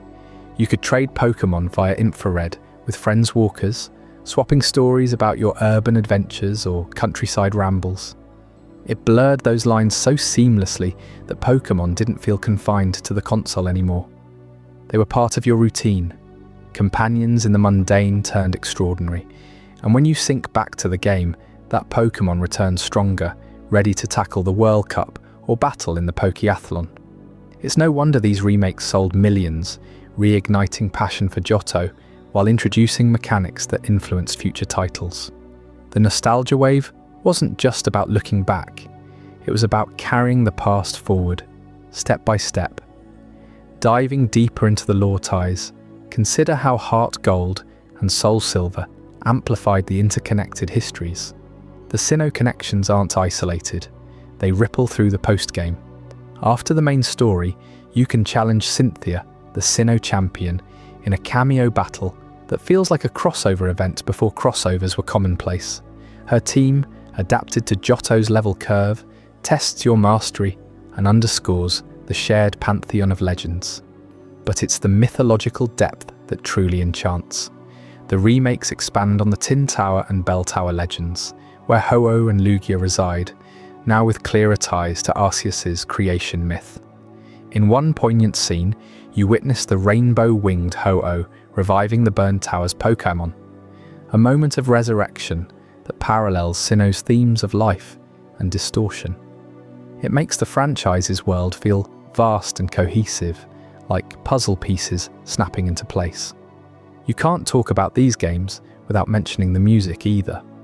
The soundtrack remixes classics like the Johto theme with orchestral flourishes, evoking that wave of nostalgia while adding emotional weight. Hearing the bicycle theme as your follower Pokémon pedals alongside, pure joy. And the voice acting in key events, subtle but effective on the DS, brings characters to life. Eugene's obsession with Suicune feels obsessive and endearing. These touches make replaying the story worthwhile, whether you're grinding for that perfect team or just soaking in the atmosphere of Goldenrod City at dusk. For collectors, Heart Gold and Soul Silver were a treasure trove. Version exclusives like the choice between Ho-Oh and Lugia starters led to trades that built friendships, and events for mythicals like Celebi added layers of exclusivity.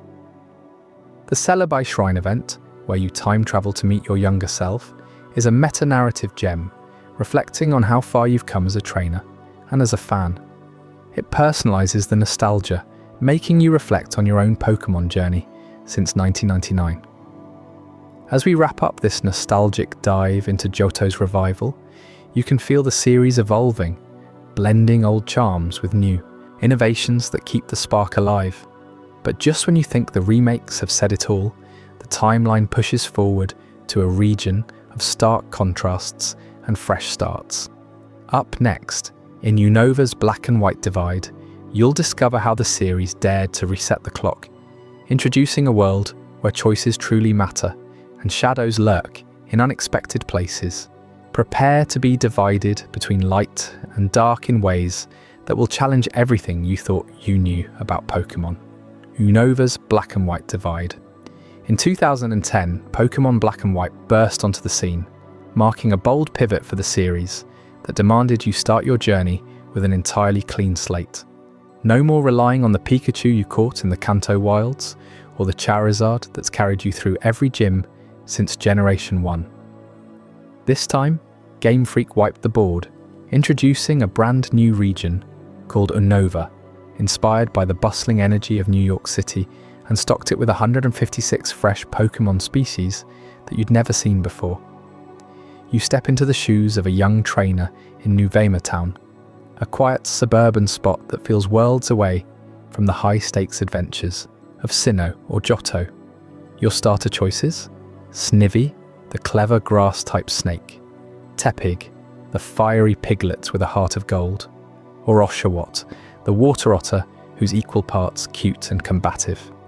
From there, it's all about building a team from scratch, discovering types and evolutions that twist your battle tactics in unexpected ways. Think about how that feels after years of mixing and matching favourites from past games. Suddenly, you're forced to adapt on the fly, learning the quirks of new legends, like the skeletal dragon Reshiram for black or the ethereal Zekrom for white, both representing truth and ideals in a philosophical clash that underscores the game's themes. The Unova region sprawls across urban skylines in Castelia City, where towering buildings mimic Manhattan's grit, to the serene farmlands of Route 1, evoking upstate serenity. You navigate 8 gyms, each led by leaders with personalities that stick with you. Burr's artistic flair in bug-type battles, or Elace's electric fashion show turned showdown. But what really sets Black and White apart is how they make you question the very foundation of being a trainer. No hand-me-down strategies here. Every capture, every level up, it's your ingenuity against a world designed to make you evolve. As you press forward, the story layers in a conflict that's deeper than just collecting badges. Enter Team Plasma, a group that doesn't fit the mold of previous villainous teams, like Team Rocket's Petty Thefts, or Team Galactic's Cosmic Delusions. These guys preach liberation, arguing that Pokémon are slaves to human whims and deserve freedom from their Pokéballs. At first it sounds noble, right? You see their leaders staging dramatic rallies, freeing Pokémon from other trainers in acts that blur the line between heroism and extremism. But as you delve deeper, peeling back the layers of their philosophy, you start to see the cracks. Are they truly fighting for Pokémon rights? Or is it all a smokescreen for something more sinister? Their ideals force you to confront your own role in this world. Every time you catch a Patrat on Route 2 or evolve a Timburr into a Conkeldurr, are you building a partnership or enforcing captivity? It's a narrative punch that hits hard, especially when Plasma's actions lead to real chaos, like the liberation of hundreds of Pokémon at the Pokémon League, leaving trainers devastated and questioning their bonds. You can't help but get pulled in, because the game doesn't spoon-feed easy answers. Instead, it mirrors real-world debates on ethics and freedom, making you pause during those quiet moments on the train to Nimbasa City, or while exploring the foggy Driftvale drawbridge. Team Plasma's king, an enigmatic figure named N, becomes the emotional core of it all. He's not your typical antagonist. He's a young man raised in isolation, surrounded by Pokémon from birth, convinced that humans and Pokémon were never meant to coexist as they do. His interactions with you are laced with quiet intensity, debates in the shadows of ancient ruins, battles that feel personal rather than just mechanical. N's vision of a world where Pokémon roam free without trainers isn't painted as outright evil. It's tragic, born from a lifetime of manipulation by those around him. You start to sympathize, even as you oppose him, wondering if his dream has a kernel of truth buried under the propaganda. The journey builds to moments that redefine what Pokémon training means to you.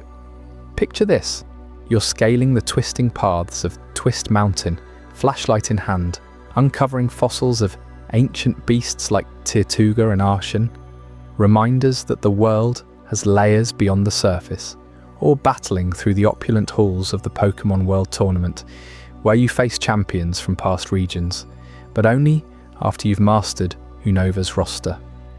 The game's dual versions add another layer, with Black leaning into technological progress and White emphasizing natural harmony, subtly shifting the region's lore depending on your choice. And those post-game revelations, they unlock the national decks, letting you revisit old friends. But by then, you've internalized the lesson. Fresh starts breed innovation. But let's talk about how this moral tangle plays out in the everyday grind. Take the character of Bianca, your childhood rival, who's all enthusiasm and zero strategy at first.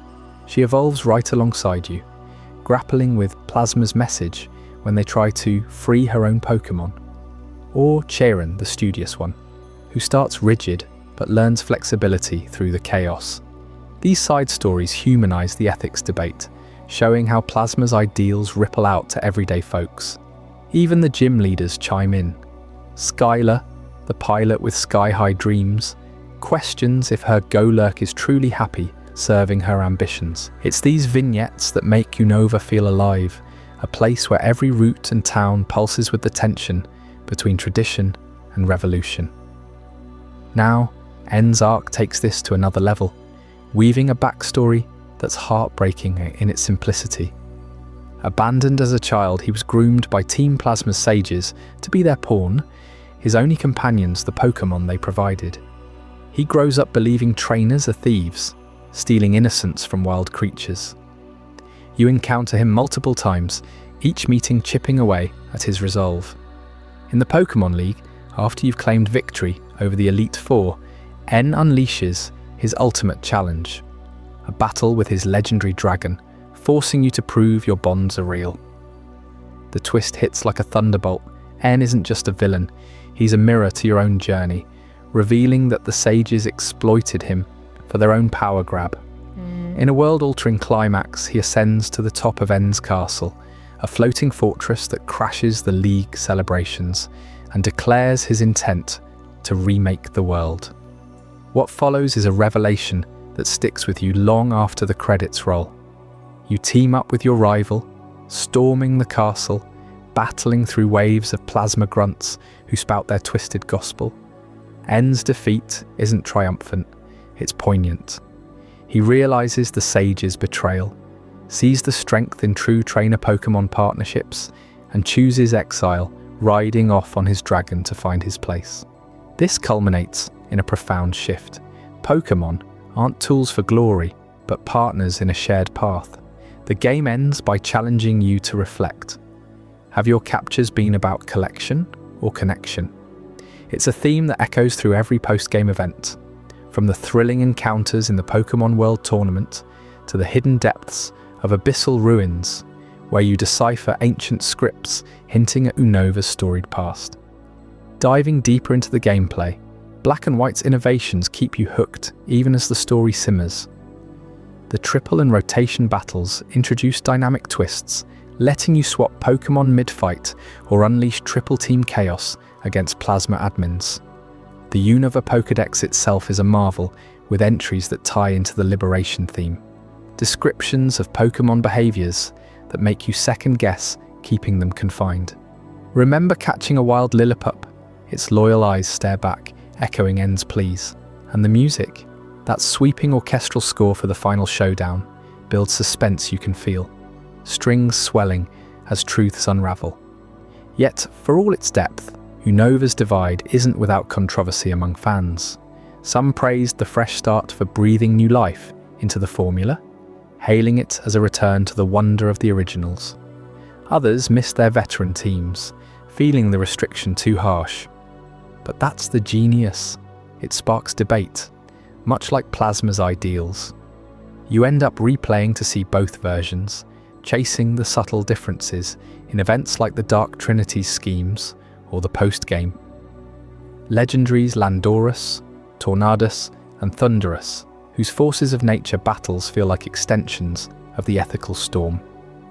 As you wrap up your Unova adventure, catching that last Ordino in the tall grass or challenging Cynthia in the tournament, the game's message lingers. Liberation isn't about severing ties, but forging stronger ones. It's a chapter in the Pokémon timeline that doesn't just advance the clock, it challenges your soul. And if you thought Black and White pushed boundaries, wait until you hear about sequels that shattered expectations, where the story doesn't end but explodes into uncharted territory, leaving fans stunned at what comes next. Sequels that shattered expectations.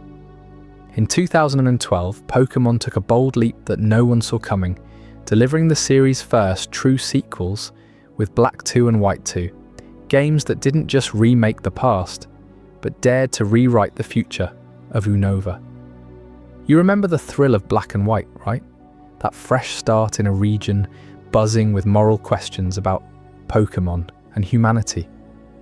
Well, hold on tight, because these sequels crank that story up to 11, advancing the timeline by 2 whole years and transforming the world you thought you knew into something alive, evolving, and full of surprises. In your mind's eye, though we're keeping it all in words here, it's been 2 years since the events of the original Black and White. The champion you helped crown, Hilbert or Hilda, has moved on, leaving Unova in a fragile peace. But shadows linger. Team Plasma, those eco-terrorists who preached liberation for Pokémon, splintered after their defeat. Now, a more ruthless faction rises under Ghetsis' iron grip, plotting something far darker. You step into this world as a brand new trainer, with fresh protagonists named Nate or Rosa, starting from a quiet suburb in Aspertia City. It's not the grand hub of Nuvema Town anymore.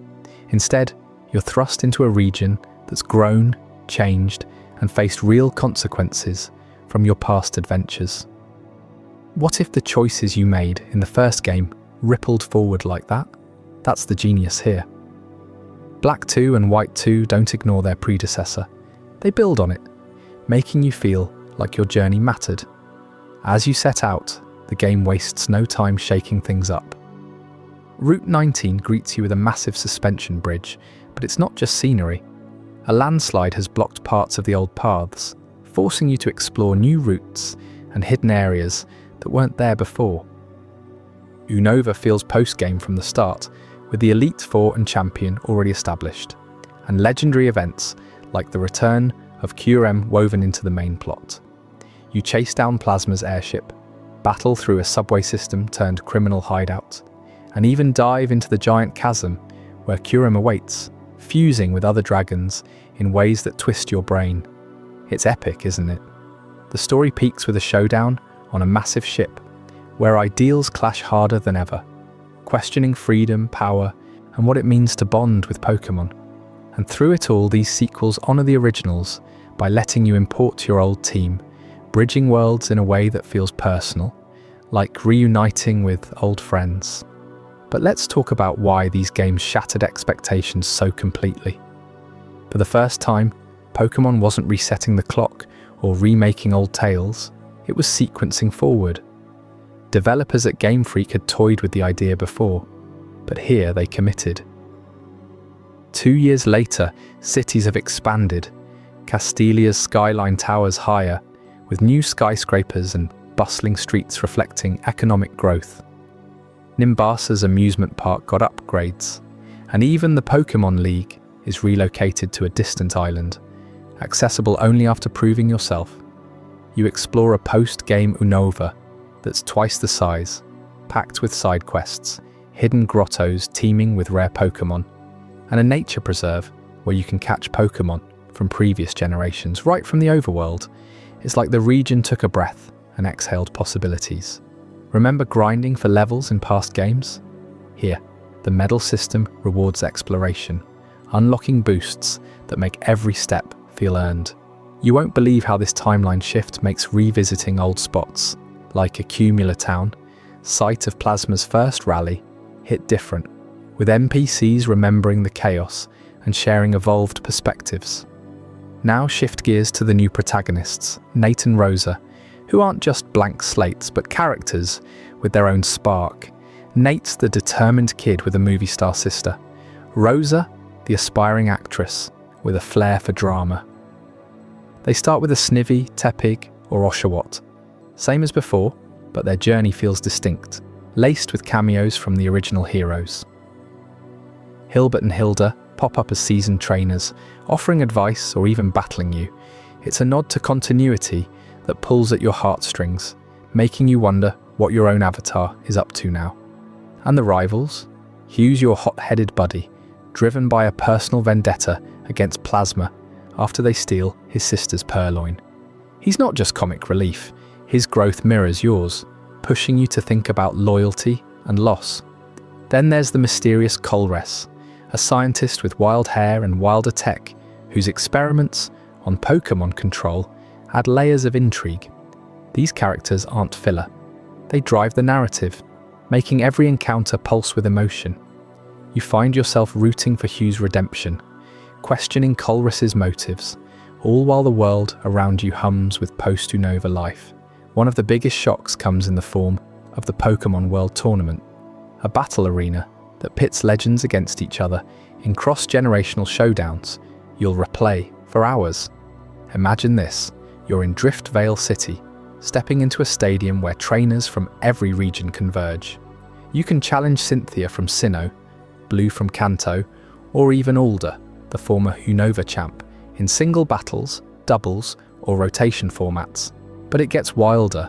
Rent-a-rental system lets you borrow Pokémon from other gens to level the field, then unleash your team against icons like Lance or Steven Stone.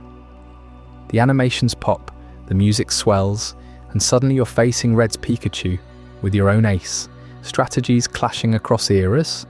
It's epic cross-gen battles at their finest, breaking the series' usual silos. Why does this matter? Because it celebrates Pokémon's history without gatekeeping it. New players get a taste of legends, veterans relive rivalries. I remember my first tournament run, taking down Iris with a borrowed Rayquaza, heart pounding as moves connected.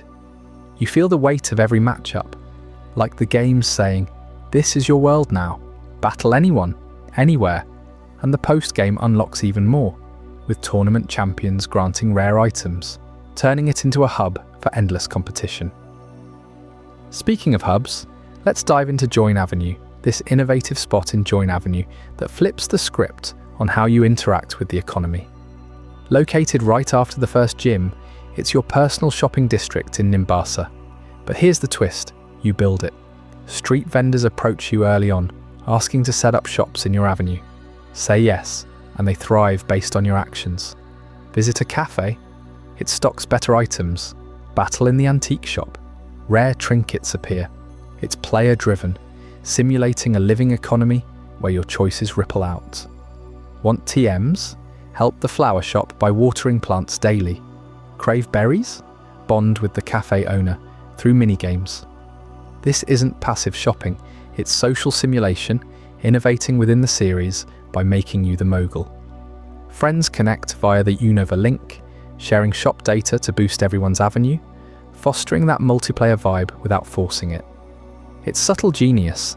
Early visits yield basics but invest time, and it becomes a treasure trove of held items, evolution stones, and even BP for the battle subway. You start seeing Unova as an ecosystem, where trainers, Pokémon, and now commerce interconnect. How often do games make you feel like your daily habits shape the world? Rarely, but here it clicks, adding depth that keeps you coming back. These sequels didn't stop at story and systems.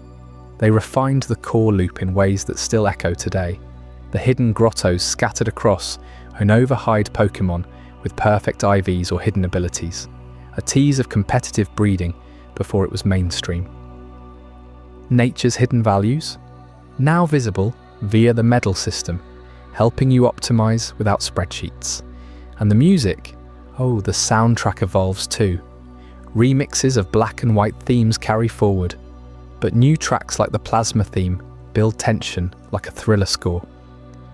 Visually, sprites got a polish, animation smoother, making battles feel dynamic. Black 2 leans into darker tones, White 2 brighter, with exclusive areas like the Nature Preserve in White 2 offering pristine wilds, while Black 2's Pokestar Studios lets you film movies with Pokémon, blending roleplay and absurdity for laughs. It's also layered, shattering the expectation that sequels mean more of the same. Critics raved, fans obsessed.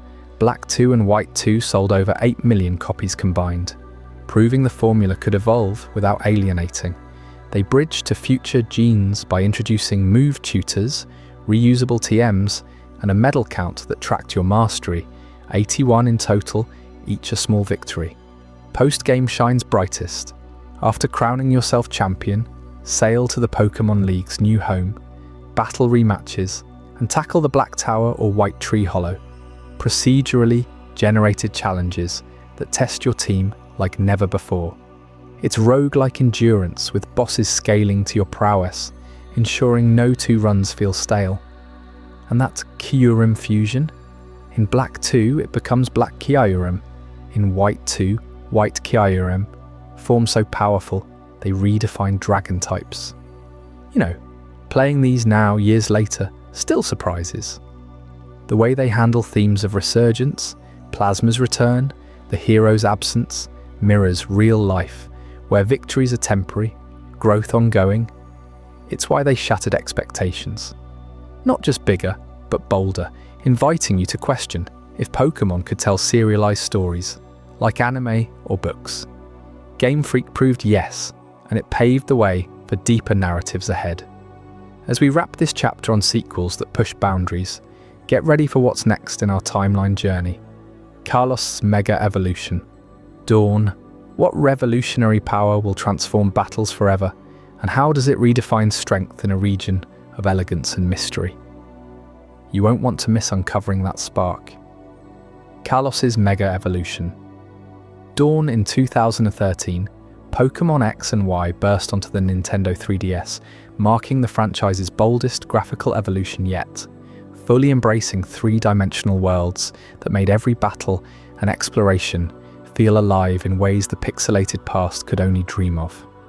You step into the Kalos region, a land inspired by the elegance of France, with rolling countryside, towering castles, and a central city that pulses with mystery. This isn't just another generation, it's a revolution that introduces mechanics so transformative, they redefine what it means to train and battle Pokémon. Picture yourself holding that sleek 3DS, the screen lighting up with vibrant colours as you choose your starter, Froakie, Fennekin, or Chespin, and set off on a journey that blends nostalgia with cutting-edge innovation. Right from the start, X and Y immerse you in a story of ambition and discovery. You play as a young trainer from Vanilleville Town, a quaint starting village where the air smells of fresh grass and possibility. Your rival, either Serena or Callum depending on your choice, becomes your friendly competitor, pushing you to grow stronger. But the real heart of the narrative lies with Team Flare, a stylish yet sinister organisation led by Lysandre, who believes in purging the world of the unworthy to create a beautiful utopia. Their pursuit of the ultimate weapon ties into ancient legends of Cernius, the life-giving stag Pokémon in X, or Yveltal, the destruction-bringing bird in Y. As you unravel these myths, travelling through diverse biomes from coastal cliffs to snowy peaks, you feel the weight of destiny on your shoulders. It's a tale that questions beauty, power, and preservation, making you ponder if progress always comes at a cost. What truly sets X and Y apart, though, is the technological leap forward. For the first time, every Pokémon model is rendered in full 3D, with animations that capture their personalities. Pikachu's cheeky sparks, Garchomp's ferocious roars. Battles unfold on a dynamic field where you can see your team strut into position, their movements fluid and expressive. Exploration opens up too. You ride your Rhyhorn across rugged terrain, a nod to Colossian culture, or soar on a go-goat tram through bustling streets. The 3DS's dual screens enhance this immersion, the bottom one for quick menus, the top for that stereoscopic 3D effect that makes distant mountains pop right out at you. It's like stepping from a 2D sketchbook into a living painting, and suddenly catching a wild Pokémon feels cinematic, with the camera circling to showcase the action. But let's talk about the game changer that had trainers worldwide buzzing: Mega Evolution. Midway through your adventure, in the heart of Lumiose City, Professor Sycamore hands you a mysterious stone and explains this temporary power-up that awakens hidden potential in certain Pokémon during battle. It's not evolution in the traditional sense. No permanent change, just a burst of mega power activated by holding a Mega Stone and the bond you share with your Pokémon. Imagine your loyal Lucario, already a fierce fighter, suddenly mega evolving into a sleek, aura-wielding powerhouse with enhanced speed and attacks that shatter defenses. Or take Charizard. In X, it becomes Mega Charizard X, a dragon-like beast with a blue flame tail, while in Y, Mega Charizard Y soars with psychic flames. This mechanic adds layers of strategy as you time these evolutions for pivotal moments, feeling that rush when the screen flashes and your Pokémon roars in triumph. Mega evolutions aren't just flashy, they shake up the competitive scene profoundly. Before Kalos, battles relied on predictable typings and stats, but now you have over 50 Mega forms, each tweaking abilities in clever ways. Blaziken gains speed to outsweep foes, while Gengar turns ghostly and evasive, slipping through attacks like smoke. You have to plan your team around these stones, which are scattered across Kalos or earned through challenges, creating a meta where scouting your opponent's potential Megas becomes crucial. It's exhilarating, isn't it? That moment when you predict their play and counter with your own Mega surprise, turning a losing fight into victory. Game Freak designed this to emphasize trainer-Pokémon bonds, symbolized by the keystone on your wrist, reminding you that true strength comes from trust, not just raw power. And speaking of balance, the introduction of the fairy type arrives like a fairy tale twist no one saw coming. Dragons had dominated for generations, Rayquaza, Garchomp, Salamence ruling the skies and charts with their overwhelming strength. But now, with fairies entering the fray, everything flips. Sylveon, the elegant Evolution, can dismantle a Dragonite with a single Moonblast, its pink energy waves exploiting this new weakness. Clefable becomes a tanky support, shrugging off dragon assaults while healing allies. Even staples like Gardevoir gain fairy typing through Mega Evolution, blending Psychic Grace with this counterpunch. Why the change? The developers aim to refresh the type chart, preventing stagnation and opening doors for creative teams. Suddenly, your dragon-heavy squad needs backups, and the meta evolves overnight. Tournaments fill with hybrid strategies where fairies check aggressive plays and force players to diversify. You feel the surprise overhaul in every gym battle or online match as old powerhouses crumble and underdogs shine. It's a reminder that Pokémon thrives on adaptation, much like the real world. Delving deeper into Kalos, Lumiose City stands as the region's glittering crown jewel, a sprawling metropolis modelled after Paris that hides secrets in its every alley and boulevard. Towering skyscrapers mix with ornate fountains and cafes, where you can customize your trainer's look at boutiques or battle in the pristine Pokémon lab. But beneath the glamour, mysteries abound. The Prism Tower, lit by a massive crystal, serves as Sycamore's base and the site of your first major Mega Evolution demo. Venture into the underground sewers, and you uncover hidden routes teeming with rare encounters, or climb to the top of Lumiose for panoramic views that make you gasp at the scale. It's here that the Wonder Trade system debuts, a feature that connects you globally in an instant. You deposit a Pokémon, and in return, receive one from a stranger halfway across the world. Maybe a shiny variant from Japan, or a bred powerhouse from Brazil. This fosters connections you never expected, turning solitary play into a worldwide exchange. Imagine trading your extra Bidoof and getting back a competitive Altaria. It's magic that builds community, one surprise swap at a time. As you progress, Kalos reveals its layered lore. The 8 gyms challenge you with themes tied to the region, grants rock-solid boulder puzzles in Sillage, or Valerie's elegant fairy dances in Levere.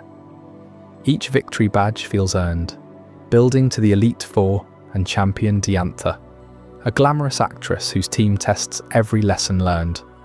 Post-game, the thrill continues with the Looker Bureau side stories, where you team up with the international detective to solve crimes involving Team Flare remnants. And don't forget the Pokeball. Designs, new patterns like the Luxury Ball for pampered catches or the Heal Ball for quick recoveries, adding flair to your collection. Mega Evolution's impact ripples beyond battles into the story itself. Legendaries like Mewtwo get their own Mega forms, unlocked in a secret Geosenge area, where you confront a cloned army and choose between Mega Mewtwo X's Raw Might or Y's Psychic Supremacy. This ties into Kalos's theme of ultimate weapons from ancient wars, echoing real historical conflicts and making you reflect on power's double edge. Trainers debated endlessly. Does Mega Evolution glorify temporary boosts, or does it highlight the depth of partnership? Forums lit up with theories, and competitive leagues adapted rules to include or ban certain Megas, keeping the discourse alive. The Fairy type's debut sparked similar fervour. Before X and Y, dragons were untouchable, but now Pokémon like Togekiss or Azumarill rise as stars, their cute designs belying devastating power. In doubles battles, a Fairy Dark duo like Mawilo and Zorok can sweep entire teams, forcing dragon users to pivot to steel or poison counters. You see this in the World Tournament, where pros from past generations return, their classic teams clashing with Kalos innovations. It's a meta reshape that feels earned, not forced. Game Freak studied player data from black and white to identify imbalances, then delivered this elegant fix. As a player, you experiment endlessly. Build a Fairy core around Granbull's intimidation or Deontai's diamond defences. The surprise element keeps battles fresh, ensuring no two matches play out the same. Lumiose's secrets extend to its people and systems. Chat with locals in the cafes, and they share tips on hidden items or rare spawns. The player search system lets you connect with friends for co-op battles, while the 3D engine allows seamless rotations during encounters, spotting wild Pokémon from afar. Wonder Trade evolves this further. It's not just trading, it's serendipity. Stories abound of players completing their Pokédex through chains of global exchanges, turning isolation into collaboration. In a franchise built on collection, this feature democratizes rarity, letting anyone access diverse teams without grinding alone. Expanding on Mega Evolutions, consider the lore behind them. AZ, the ancient king of Kalos, created the first ultimate weapon using a giant Pokémon. leading to a war that cost countless lives. His grief birthed the Mega Ring concept, a way to harness infinite energy briefly. You encounter his floating castle in the endgame, a haunting reminder of unchecked ambition. This backstory elevates Megas from gimmick to meaningful mechanic, urging you to use them wisely. The 3DS hardware shines in personalization too. Dress your character in hundreds of outfits, from chic Colossian fashion to sporty trainer gear, visible to others online. Street Pass integrates Pokémon encounters, where bumping into someone yields surprise, battles or trades. It's social gaming at its peak, making you eager to carry your 3DS everywhere. As Carlos wraps up, you stand atop Victory Road, overlooking the league, transformed by these innovations. But the timeline marches on, and just a year later, Game Freak revisits Hun with a remake that captures lightning in a bottle. Up next in Chapter 11, Omega Ruby and Alpha Sapphire's remake Glory discover how they not only polish a classic, but expand it with Kalos's wonders, blending nostalgia with new depths that will leave you yearning for more oceanic adventures. Omega Ruby and Alpha Sapphire's remake Glory. In 2014, Pokémon Omega Ruby and Alpha Sapphire burst onto the 3DS scene, transforming the beloved Hoenn region from Generation 3 into a vibrant, modern masterpiece that captured the hearts of longtime fans and newcomers alike. These remakes weren't just polished updates, they were a bold evolution, breathing fresh life into Ruby and Sapphire's tropical islands, volcanic peaks, and underwater mysteries, with stunning 3D visuals that made every step feel alive. You could almost hear the waves crashing against Slateport City's beaches, or feel the heat rising from Lava Ridge Town's hot springs as you navigated this expansive world. What set these games apart right from the start was how they honoured the original, while pushing boundaries in ways that felt revolutionary.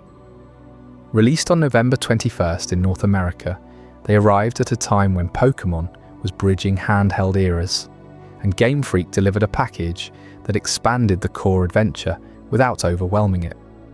The story kicked off much like before, with you choosing between Torchic, Mudkip, or Trico in Little Root Town, setting out to collect badges and thwart Team Magma or Aqua, depending on your version. But beneath that familiar surface, layers of innovation waited to unfold, drawing you deeper into Hoenn's lore and conflicts. One of the most thrilling additions was the enhanced narrative depth, particularly in how it revisited the ancient legends of Groudon and Kyogre. In the originals, these primal forces clashed in a cataclysmic showdown, but Omega Ruby and Alpha Sapphire amplified that drama with the introduction of mega evolutions tailored to Hoenn's stars. Imagine facing off against a rampaging Groudon, its form surging with newfound power as it mega evolves, shaking the earth beneath your feet, or diving into the depths to calm Kyogre, its mega form unleashing tidal waves that threaten to submerge the world. These battles weren't just spectacles, they wove into the plot, forcing you to ally with one team over the other, only to realise the true threat lay in their unchecked might. Yet the real game changer came later, in a post-game chapter that redefined what a Pokémon story could be. Have you ever wondered what happens when the series takes its epic tales beyond the planet's surface? That's exactly what the Delta episode delivered, a gripping epilogue that thrust Rayquaza into a cosmic odyssey against an impending meteor threat hurtling toward Earth. It all starts after you've claimed victory in the Elite Four, when strange signals from space draw you to the Devon Corporation in Rustboro City. There, scientists reveal a crisis. A massive meteor is on a collision course, and only the legendary dragon of the ozone layer can stop it. You team up with Zinnia, a mysterious Draconid warrior from Meteor Falls, whose clan has guarded Rayquaza's lore for generations. She's fierce, enigmatic, and driven by a prophecy that echoes through Hoenn's history. Together, you chase clues across the region, from the scorched sands of Route 111 to the starry skies above Evergrande City. The tension builds as Deoxys, the DNA Pokémon from space, emerges as a key player, its alien form twisting the narrative into something otherworldly. But the climax? It's pure exhilaration. Rayquaza Mega evolves into its majestic mega form, scales gleaming like emeralds, and you soar with it into the upper atmosphere for a showdown that feels straight out of a blockbuster film. Picture this: you're piloting Rayquaza through zero gravity, dodging debris and laser-like attacks from the meteor's defenses, all while the music swells with orchestral intensity. The Delta episode isn't filler. It's a payoff that ties Hoenn's primal themes to the stars, asking what lengths you'd go to save your world. Fans raved about how it expanded the universe, introducing concepts like the Hooper rings for interdimensional travel, and even a nod to the anime's events. It left you breathless, questioning if Pokémon could ever top such a high-stakes adventure. Speaking of soaring, let's talk about one of the most liberating mechanics ever added to the series. The soaring ability. Unlocked after the Delta episode, it lets you call upon legendary Pokémon like Latios or Latias to whisk you into the skies for free flight exploration. No more trudging through routes on foot. Now, you could glide effortlessly over Hoenn's vast landscape, spotting hidden islands or rare Pokémon from above. It was a dream for explorers, turning the map into a playground of discovery. But here's where it gets truly revealing. As you flew higher, the world below transformed. You'd uncover aerial exclusive encounters, like catching the elusive Bagan in the clouds, or stumbling upon mirage spots, temporary, random islands that appeared like mirages, packed with treasures and unique battles. Remember the feeling of diving toward a shimmering spot on the horizon, heart racing as you landed to find a hoard of rare items or a shiny encounter waiting. Soaring unlocked secrets that grounded players had missed, like the full extent of Hoenn's lore hidden in elevated ruins, or the thrill of sky battles against flying types mid-air. This mechanic didn't just enhance travel, it fostered a sense of wonder, making you feel like a true sky guardian. Pair it with the Eon Flute, which summons Latios or Latias as your personal flyer, and suddenly every playthrough became a personal aerial tour. Players shared stories online of hours spent circling the region, uncovering the invisible threads connecting Hoenn's islands. It was Game Freak's way of saying the world is bigger than it seems, and you hold the wings to explore it all. Of course, no discussion of these remakes would be complete without diving into Primal Reversion, a mechanic that bridged ancient lore with the pulse-pounding battles of modern Pokémon. Building on Mega Evolution from X and Y, Primal Reversion took Groudon and Kyogre back to their primordial states. Forms so powerful, they altered the environment around them. When you equipped the Blue Orb or Red Orb, artifacts from Hoenn's deepest myths, these legends reverted, their bodies expanding with raw elemental fury. Groudon's primal form scorched the land, boosting its fire and ground attacks, while summoning harsh sunlight that empowered your team. Kyogre's, on the other hand, flooded the battlefield with primal rain, enhancing water moves and drowning opponents in relentless downpours. These weren't mere power-ups. They tied directly to the story's themes of creation and destruction. In battles, you'd feel the weight of history, every clash echoing the legend's ancient war that nearly ended the world. Trainers had to adapt strategies around these environmental shifts, turning competitive play into a strategic dance of orbs and abilities. What made Primal Reversion so special was how it evolved Hoenn's regional identity. The originals hinted at a world shaped by these titans, but the remakes made it tangible. You could visit the Cave of Origin or Sky Pillar and sense their lingering presence, the air humming with power. It deepened the immersion, making every legendary encounter feel like touching the divine. And in multiplayer, oh, the rivalries it sparked, friends debating the best primal teams, testing them in the battle resort's sun-soaked arenas. Beyond these headline features, Omega Ruby and Alpha Sapphire overflowed with quality-of-life touches that made revisiting Hoenn irresistible. The Dex Nav tool let you track Pokémon with hidden abilities or perfect IVs, turning hunting into a detective game. Contests returned with flair, now in full 3D, where you dressed up your Pokémon and performed on glittering stages in Slateport. Secret bases evolved too, allowing you to decorate underground lairs and link them with friends worldwide, fostering a community feel that spanned continents. The music, a symphony of nostalgia and innovation. Tracks like the Route 110 bike theme got orchestral upgrades, while new Delta episode scores blended electronic pulses with epic horns, perfectly suiting the space saga. Visually, the 3D models brought characters to life.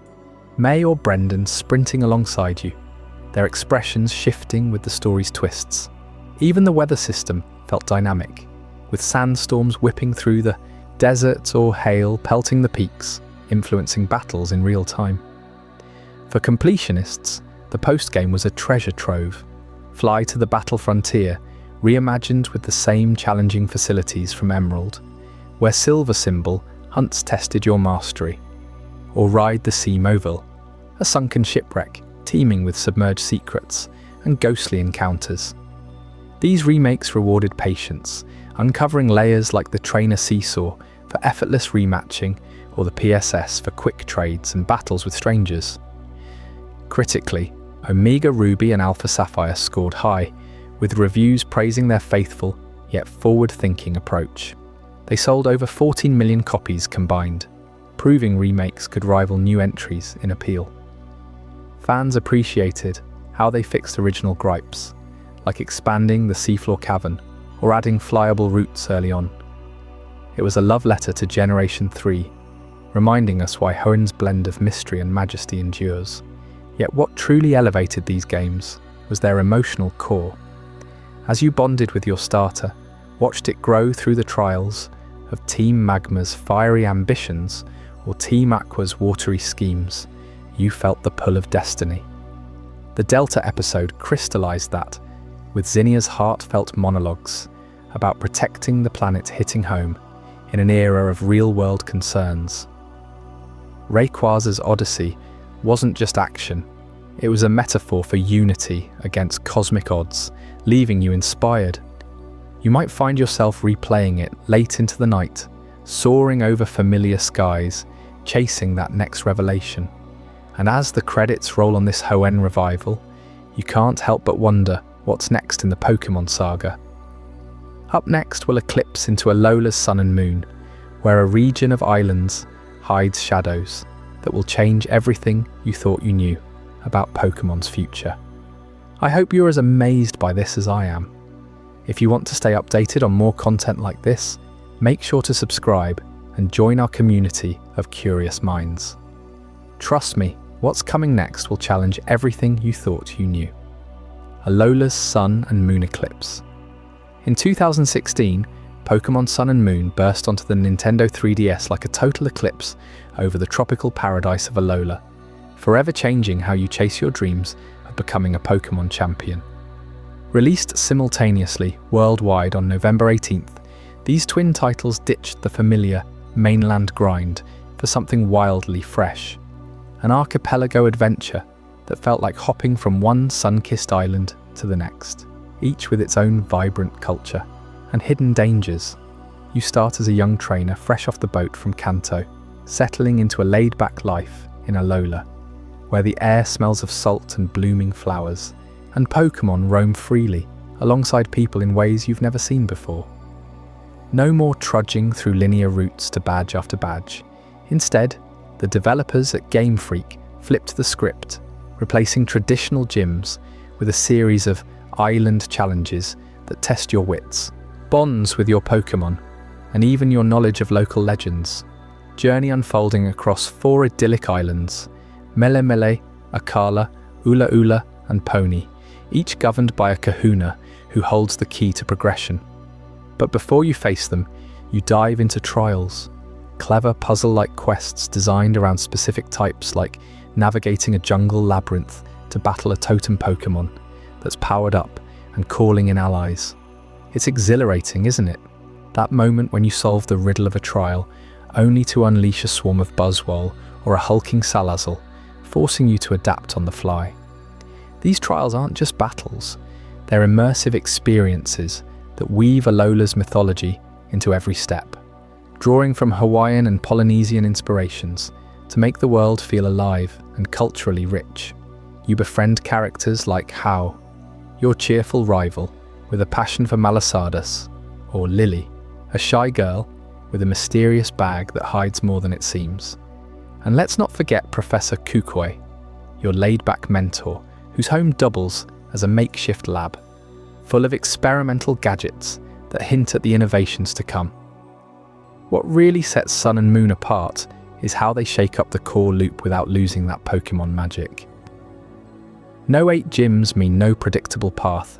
Instead, you island hop via ferries and Tauros rides, exploring dense jungles, volcanic craters, and misty highlands at your own pace. Open areas like the vast plains of Pony Wilds let you encounter over 80 new Pokémon species right from the start, from the adorable Rowlet to the fiery Litten and watery Poplio as your starters. Alola's regional variants add another layer of surprise. Imagine a blue ice-cold Alolan Vulpix that chills the air around it, or a dark-type Rattata that's more feral and nocturnal. These twists make every encounter feel like a discovery, pulling you deeper into this sun-drenched world where day-night cycles and weather influence everything from Pokémon appearances to trial challenges. But lurking beneath the paradise is a shadowy force that turns your adventure into a tale of conservation gone wrong. The Aether Foundation, with its pristine white facilities and noble facade of protecting Pokémon, hides a villainous agenda led by the enigmatic Lusamine. She's not your typical evil team boss, driven by a twisted love for Ultra Beasts, otherworldly creatures from beyond our reality. She's willing to tear open dimensions to bring them here. You uncover this gradually, starting with whispers on Melamili Island about poachers and strange experiments, building to confrontations in Aether's Paradise, a floating fortress that's equal parts lab and prison. It's a narrative that questions what it means to save Pokémon, forcing you to ally with Team Skull, a gang of rowdy misfits who, despite their graffiti and bravado, become unlikely heroes in the fight against Aether's hubris. Guzma, their leader, spits rhymes and commands his Salazzle with street-smart flair, adding humour and heart to the stakes. By the time you reach the climactic battle atop Mount Lanakila, under the Aurora lights, you'll feel the weight of Alola's fate on your shoulders, culminating in a championship match against the cheerful but formidable Kukui himself. Now let's talk about the power-ups that make every fight pop like fireworks over the ocean. Z-moves introduced here are these spectacular one-shot finishers that channel the essence of Alola's ancient crystals into your Pokémon's attacks. You equip a Z crystal matching your Pokémon's type, like Firium Zia for fire moves, and strike a dramatic pose with your trainer to unleash it. Boom! A Pikipek's peck turns into a massive black hole that sucks in foes, or a Decidueye's arrow rains down meteors in a dazzling display. They're not just flashy, they add strategy, limited to once per battle, encouraging you to time them perfectly for that game-changing moment. Remember facing Olivia's Alolan Geodude in the rock trial? That Z-move inference could shatter her defenses and turn the tide, leaving you grinning at the sheer spectacle. It's Pokémon battles elevated to cinematic heights, making you feel like a legend in the making. And guiding you through this tropical maze is your new best friend, the Rotom Pokédex. This isn't your standard entry in a Pokéball, it's a sassy, shape-shifting gadget possessed by the mischievous electric ghost Pokémon Rotom. It zips around your 3DS screen, cracking jokes like, "Zap! Don't forget to register that Pokémon, buddy," or groaning, another loss, better luck next time," when you faint. Rotom's personality injects quirkiness into the grind, scanning wild Pokémon with electric sparks, offering hints on trials, or even possessing appliances in Kukoi's house for minigames. It's like having a cheeky companion who knows Alola inside out, turning data dumps into delightful banter.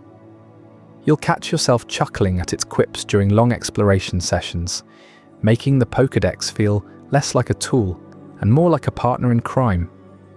As you progress, Sun and Moon peel back layers of Alola's lore, revealing the legendary Pokémon at its core. The Sun deity Sol Galeo and Moon guardian Lunala.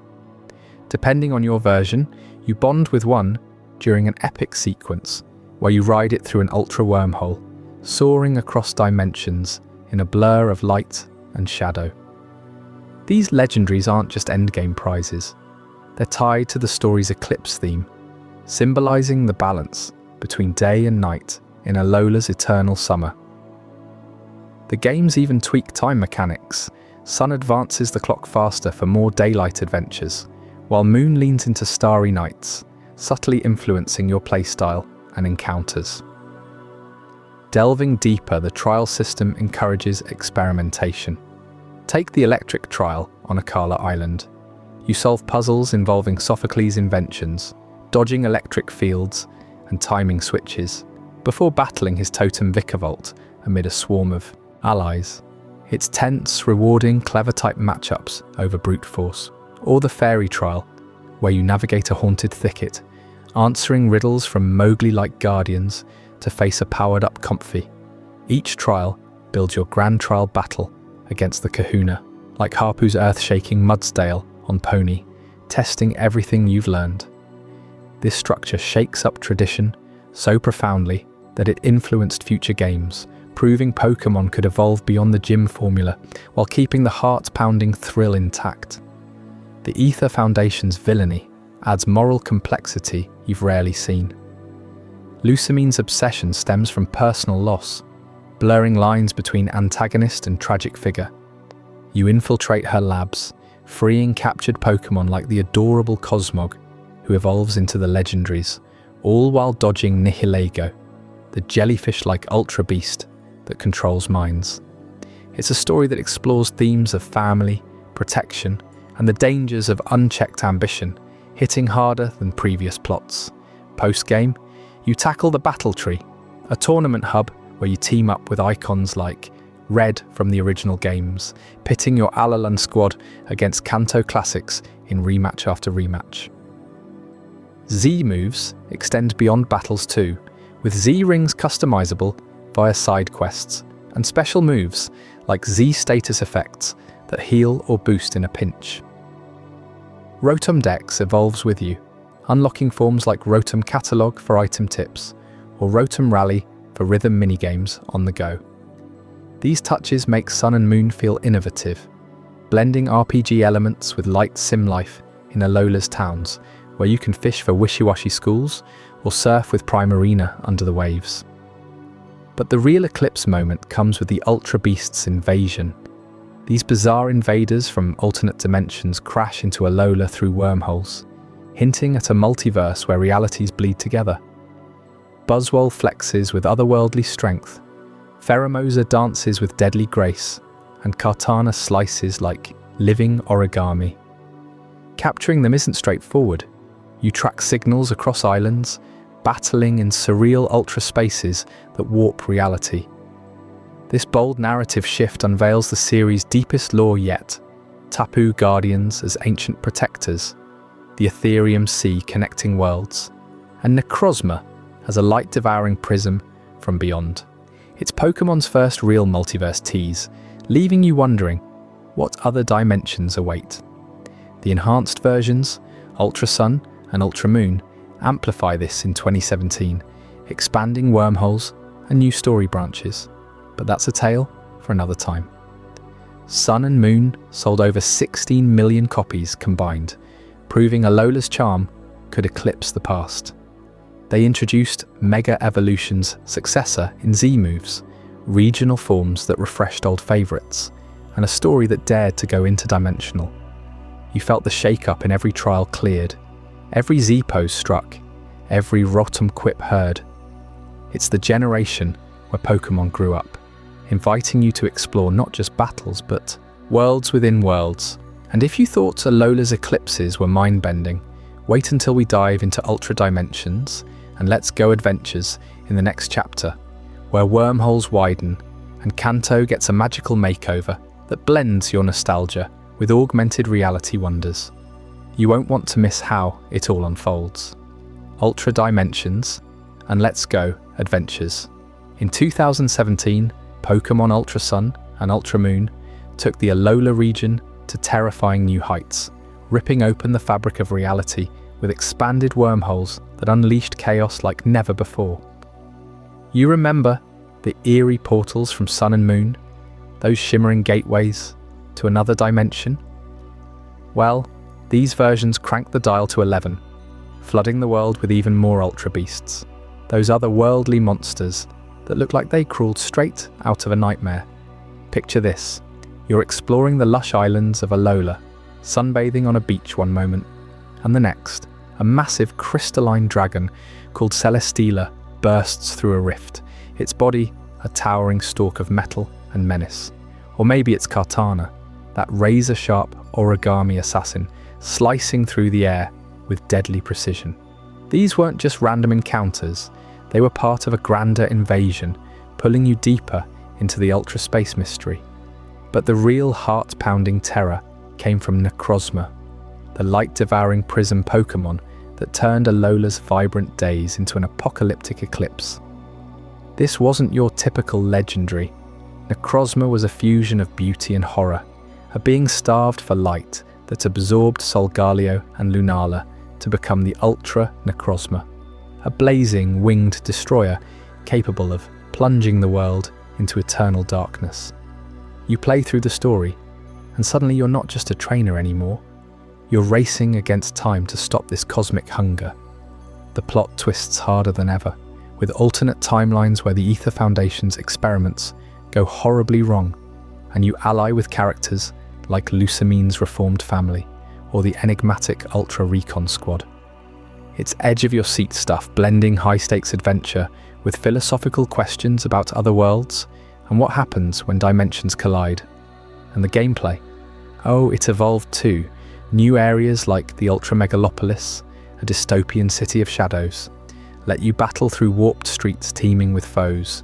You could even ride on legendary Pokémon, soaring across the skies or diving into the depths, feeling that rush of freedom as you chase down these extra-dimensional threats.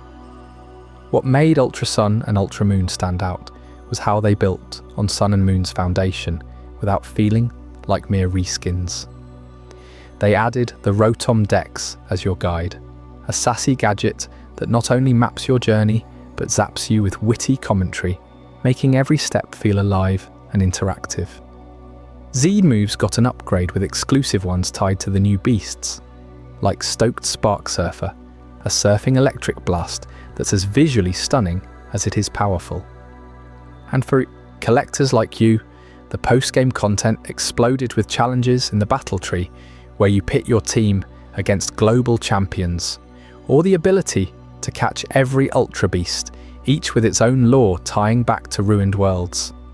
It was 2017 and Nintendo Switch was on the horizon, but these 3DS titles reminded everyone why Pokémon could still innovate on older hardware. Deeper stories, tougher battles, and that signature sense of wonder mixed with dread. You couldn't help but feel the weight of the universe on your shoulders as Necrozma's shadow loomed larger. Fast forward to 2018, and the Pokémon world shifted gears dramatically with Let's Go Pikachu and Let's Go Eevee, a bold hybrid that mashed up the classic Kanto remake with the real-world magic of Pokémon Go. If you've ever tossed a Pokeball on your phone while wandering the streets, you know the thrill of that augmented reality hunt. Now imagine bringing that simplicity straight into a full console experience, stripping away the grind for newcomers while nodding to the purists who grew up with the originals. These games weren't just remakes of Red and Blue. They were a love letter to accessibility, letting you catch Pokémon by pointing and flicking your Joy-Con like a real throw, or even using your phone's Go integration to transfer catches directly into the game. You step into Kanto, that nostalgic starter region with its bustling Celadon city and misty Cerulean cave. But everything feels fresh and effortless. The core loop, catching, became the star. No more random encounters in the grass. You see every Pokémon wandering the overworld, shiny variants sparkling if you're lucky, and you approach them for a Go-style minigame. Time your throw just right, add curveballs with a wrist flick, and bam, that Pidgey is yours without a single menu dive. For hardcore fans, you could switch to classic mode with wild battles and items, bridging that gap between casual strolls and intense training. And your partner? Whether it's Pikachu riding on your shoulder or Eevee nuzzling at your side, they level up with you, learn moves through heart stamps, from joyful interactions, and even customize their look with hats or outfits that make them feel like your true companion. It's adorable, isn't it? That little spark of joy when Pikachu high-fives you after a win, or Eevee evolves into your chosen form mid-adventure. But let's talk innovations that truly changed the game. Motion controls and auto-battling, features that screamed inclusivity. Shake your Joy-Con to battle, like you're commanding with gestures, or let the auto-battle handle wild fights, freeing you to focus on the story and exploration. This wasn't dumbing down, it was smart design, welcoming in players who might have felt overwhelmed by the series' complexity. You team up with rival trainers in real-time co-op, riding bikes through familiar routes, or surfing on Lapras across waves that feel alive with detail. The Master Trainers system brought back the Elite Challenge, hiding experts in every town who test your mastery of a single species. Imagine facing a Butterfree guru who counters your every move, forcing you to think strategically. And tying into Pokémon Go, events synced your phone catches with console progress, creating this seamless ecosystem where your mobile adventures fueled your home play. It was 2018, the Switch era kicking off, and these titles sold millions by proving Pokémon could evolve without losing its soul. Diving deeper, the story retells the Kanto saga with polished flair. You start in Pallet Town, choosing your path under Professor Oak's watchful eye, but now with cameos from Gio's team leaders, or enhanced rival dynamics that make Blue feel like a real frenemy. Gym battles ramp up with dynamic animations, Elitint Surge's electric traps zapping across the screen, or Erika's grass types blooming in vivid colour. The Indigo Plateau climax against the Elite Four? Epic, with remastered music swelling as you face Lance's dragons. Post-game, you hunt Mewtwo in a revamped Cerulean cave, its psychic roars echoing through hidden chambers. For completionists, the Alolan forms twist familiar Pokémon, like the fiery Alolan Vulpix melting your expectations. And don't get me started on the trading and connectivity. Link up with friends for raids on legendary birds. Articuno's Icy Domain, a frozen gauntlet of puzzles and power. These games sparked debates too. Some veterans missed the full wild battle system, but you have to admire how they onboarded a new generation. Kids who only knew Go could jump in without frustration, discovering Kanto's charm through simplified mechanics that still hid depths for explorers. Motion controls added physical fun. Imagine giggling as you shake to dodge attacks or nod to confirm trades. Auto-battling? A godsend for story-focused players, letting battles flow like cutscenes while you soak in the narrative. It bridged worlds, casual and hardcore, much like how Ultra Sun and Moon bridged dimensions. You felt included, empowered, whether you were a long-time fan revisiting old haunts or a newbie tossing your first virtual ball. Expanding on Necrozma's terror, recall how in Ultra versions, you witness Alola's crisis firsthand. The sun dims, Pokémon weaken, and wormholes spit out beasts like Pheromosa, a speedy humanoid that outruns your every attempt to capture it.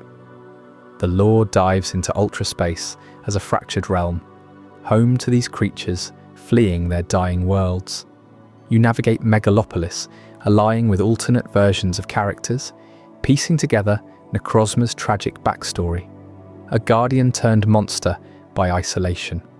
Battles against it demand fused legendaries, Solgalio's solar flares clashing with its prismatic beams in spectacles of light and shadow. It's not just combat, it's emotional, questioning if power corrupts even the stars. Shifting back to Let's Go, the Kanto remake shines in its world building. Route 1 isn't a bland walk anymore. Wild Pidgeys flock realistically, and you can pet your partner for affection, boosts that unlock mega evolutions early. Fuchsia City's Safari Zone, revitalized with motion-based captures, tossing bait or rocks to lure elusive rares like Sither. The Pokémon Center revamp, with its cozy lounge for team checks, makes downtime rewarding. And the music, those orchestral takes on classics like Road to Viridian City, hit different, evoking nostalgia while feeling modern. You bond with your team through minigames, teaching Pikachu to surf or Eevee to light up caves with Flareon Flare. For accessibility, these features were groundbreaking. Motion controls let visually impaired players feel the action through haptics, while auto-battling aided those with motor challenges, ensuring everyone could experience the thrill of becoming champion. It was Pokémon saying, "This world is for you, no matter how you play." Sales topped 15 million combined, proving the hybrid formula worked, blending Go's social buzz with console depth. As you wrap up your Kanto journey, catching that elusive Mew and basking in credits, you realize these titles pushed boundaries, Ultra's cosmic horror expanding horizons, Let's Go's innovations welcoming all. But hold on, because the next chapter dives into Gala's Sword and Shield controversy, where a beloved region sparks outrage and reinvention you won't see coming. What secrets tore the community apart? Stick around to find out. Gala's Sword and Shield controversy. In 2019, Pokémon Sword and Shield burst onto the Nintendo Switch with a bold vision for the series, introducing the vast region of Gala inspired by the United Kingdom, complete with rolling countryside, bustling stadiums, and a fresh take on battles that had fans buzzing from day one. You could feel the excitement building as Game Freak promised something revolutionary, areas that felt more open and expansive than ever before, where you'd roam freely rather than following a strictly linear path. But right alongside that hype came a storm of controversy that nearly derailed the entire launch. Have you ever wondered how a game so full of potential could divide the Pokémon community like nothing before? Let's dive into what made Sword and Shield such a lightning rod moment. It's late 2019, and after the more experimental Let's Go games on Switch, players were hungry for a full-fledged mainline Pokémon title. Sword and Shield delivered on that craving with Dynamax battles, a mechanic that let your Pokémon grow gigantic in special arenas called Power Spots, turning everyday fights into spectacle-filled showdowns. Imagine your Charizard swelling to the size of a building, unleashing massive G-Max moves that could shift the tide of battle in ways the series had never seen. These weren't just gimmicks, they tied into the Galar region's theme of spectacle, mirroring big football matches in stadiums scattered across the map. Trainers would challenge gym leaders in these grand venues, each battle themed around a different type, like the fiery heat of Motostoke Stadium or the watery depths of Hulbury. It was a promise of evolution for Pokémon, blending strategy with showmanship, and early previews had everyone talking about how this could modernize the formula without losing its core charm. Yet as the release date approached, whispers of trouble started to surface. Game Freak announced that, for the first time in Pokémon history, not every Pokémon from previous generations would be available in Sword and Shield. They called it the National Dex Cut, or what fans quickly dubbed the Dexit. Over 400 species were excluded right from the start, meaning beloved favourites like the starter, evolutions from older genes, or rare legendaries wouldn't appear in the base game. Why? The team cited the massive workload of updating every single Pokémon's models and animations for the Switch's hardware, a decision that made sense from a development standpoint, but felt like a betrayal to longtime players. You know that feeling when you've invested years building a dream team, only to learn half of it won't even show up? That's the outrage that exploded online. Petitions gathered hundreds of thousands of signatures demanding a full national Pokédex. Forums lit up with debates. Was this a necessary streamlining for quality, or a lazy shortcut that prioritized new content over legacy? Social media turned into a battlefield, with hashtags like "Bring Back the Dex" trending worldwide. Even celebrities and influencers in the Pokémon space weighed in, amplifying the divide between those excited for fresh starts and veterans who saw it as an unforgivable exclusion.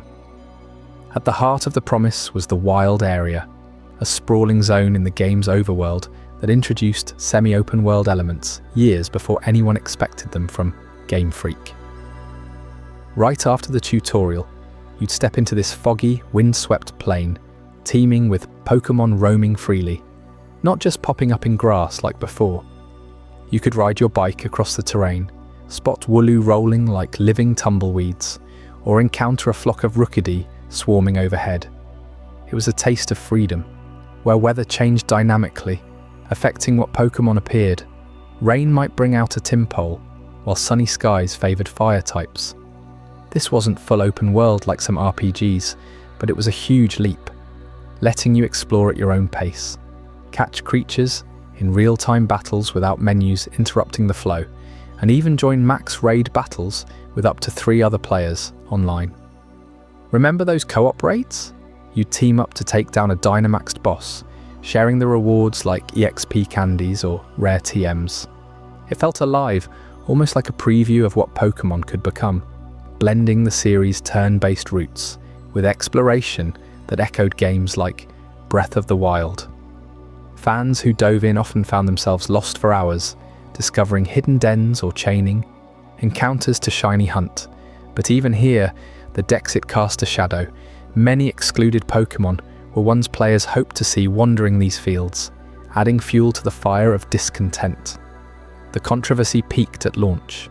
Sales were strong, with millions of copies flying off shelves, but the backlash was louder than ever. Reviewers praised the visuals and Dynamax innovation, yet criticised the cut content and technical hiccups, like frame rate dips in the Wild Area during busy multiplayer sessions. You could sense the tension in every playthrough, the joy of battling in a sunlit stadium clashing with the frustration of checking your Pokédex and seeing vast empty sections. Game Freak's director, Junichi Masuda, addressed the community in a heartfelt post-launch statement, explaining the constraints and teasing future support. It was a pivotal moment for the franchise. Pokémon had always been about completeness, collecting them all as the ultimate goal. Stripping that away forced players to question what the series stood for. Some boycotted, others adapted by focusing on Galar's new roster of over 400 original Pokémon, like the fierce Scorbunny line or the ghostly Yamper. But the outrage lingered, shaping how fans approached future releases and pushing Game Freak to reflect on their development pace. Then, in a move that turned the tide, 2020 brought DLC expansions that addressed many of the wounds.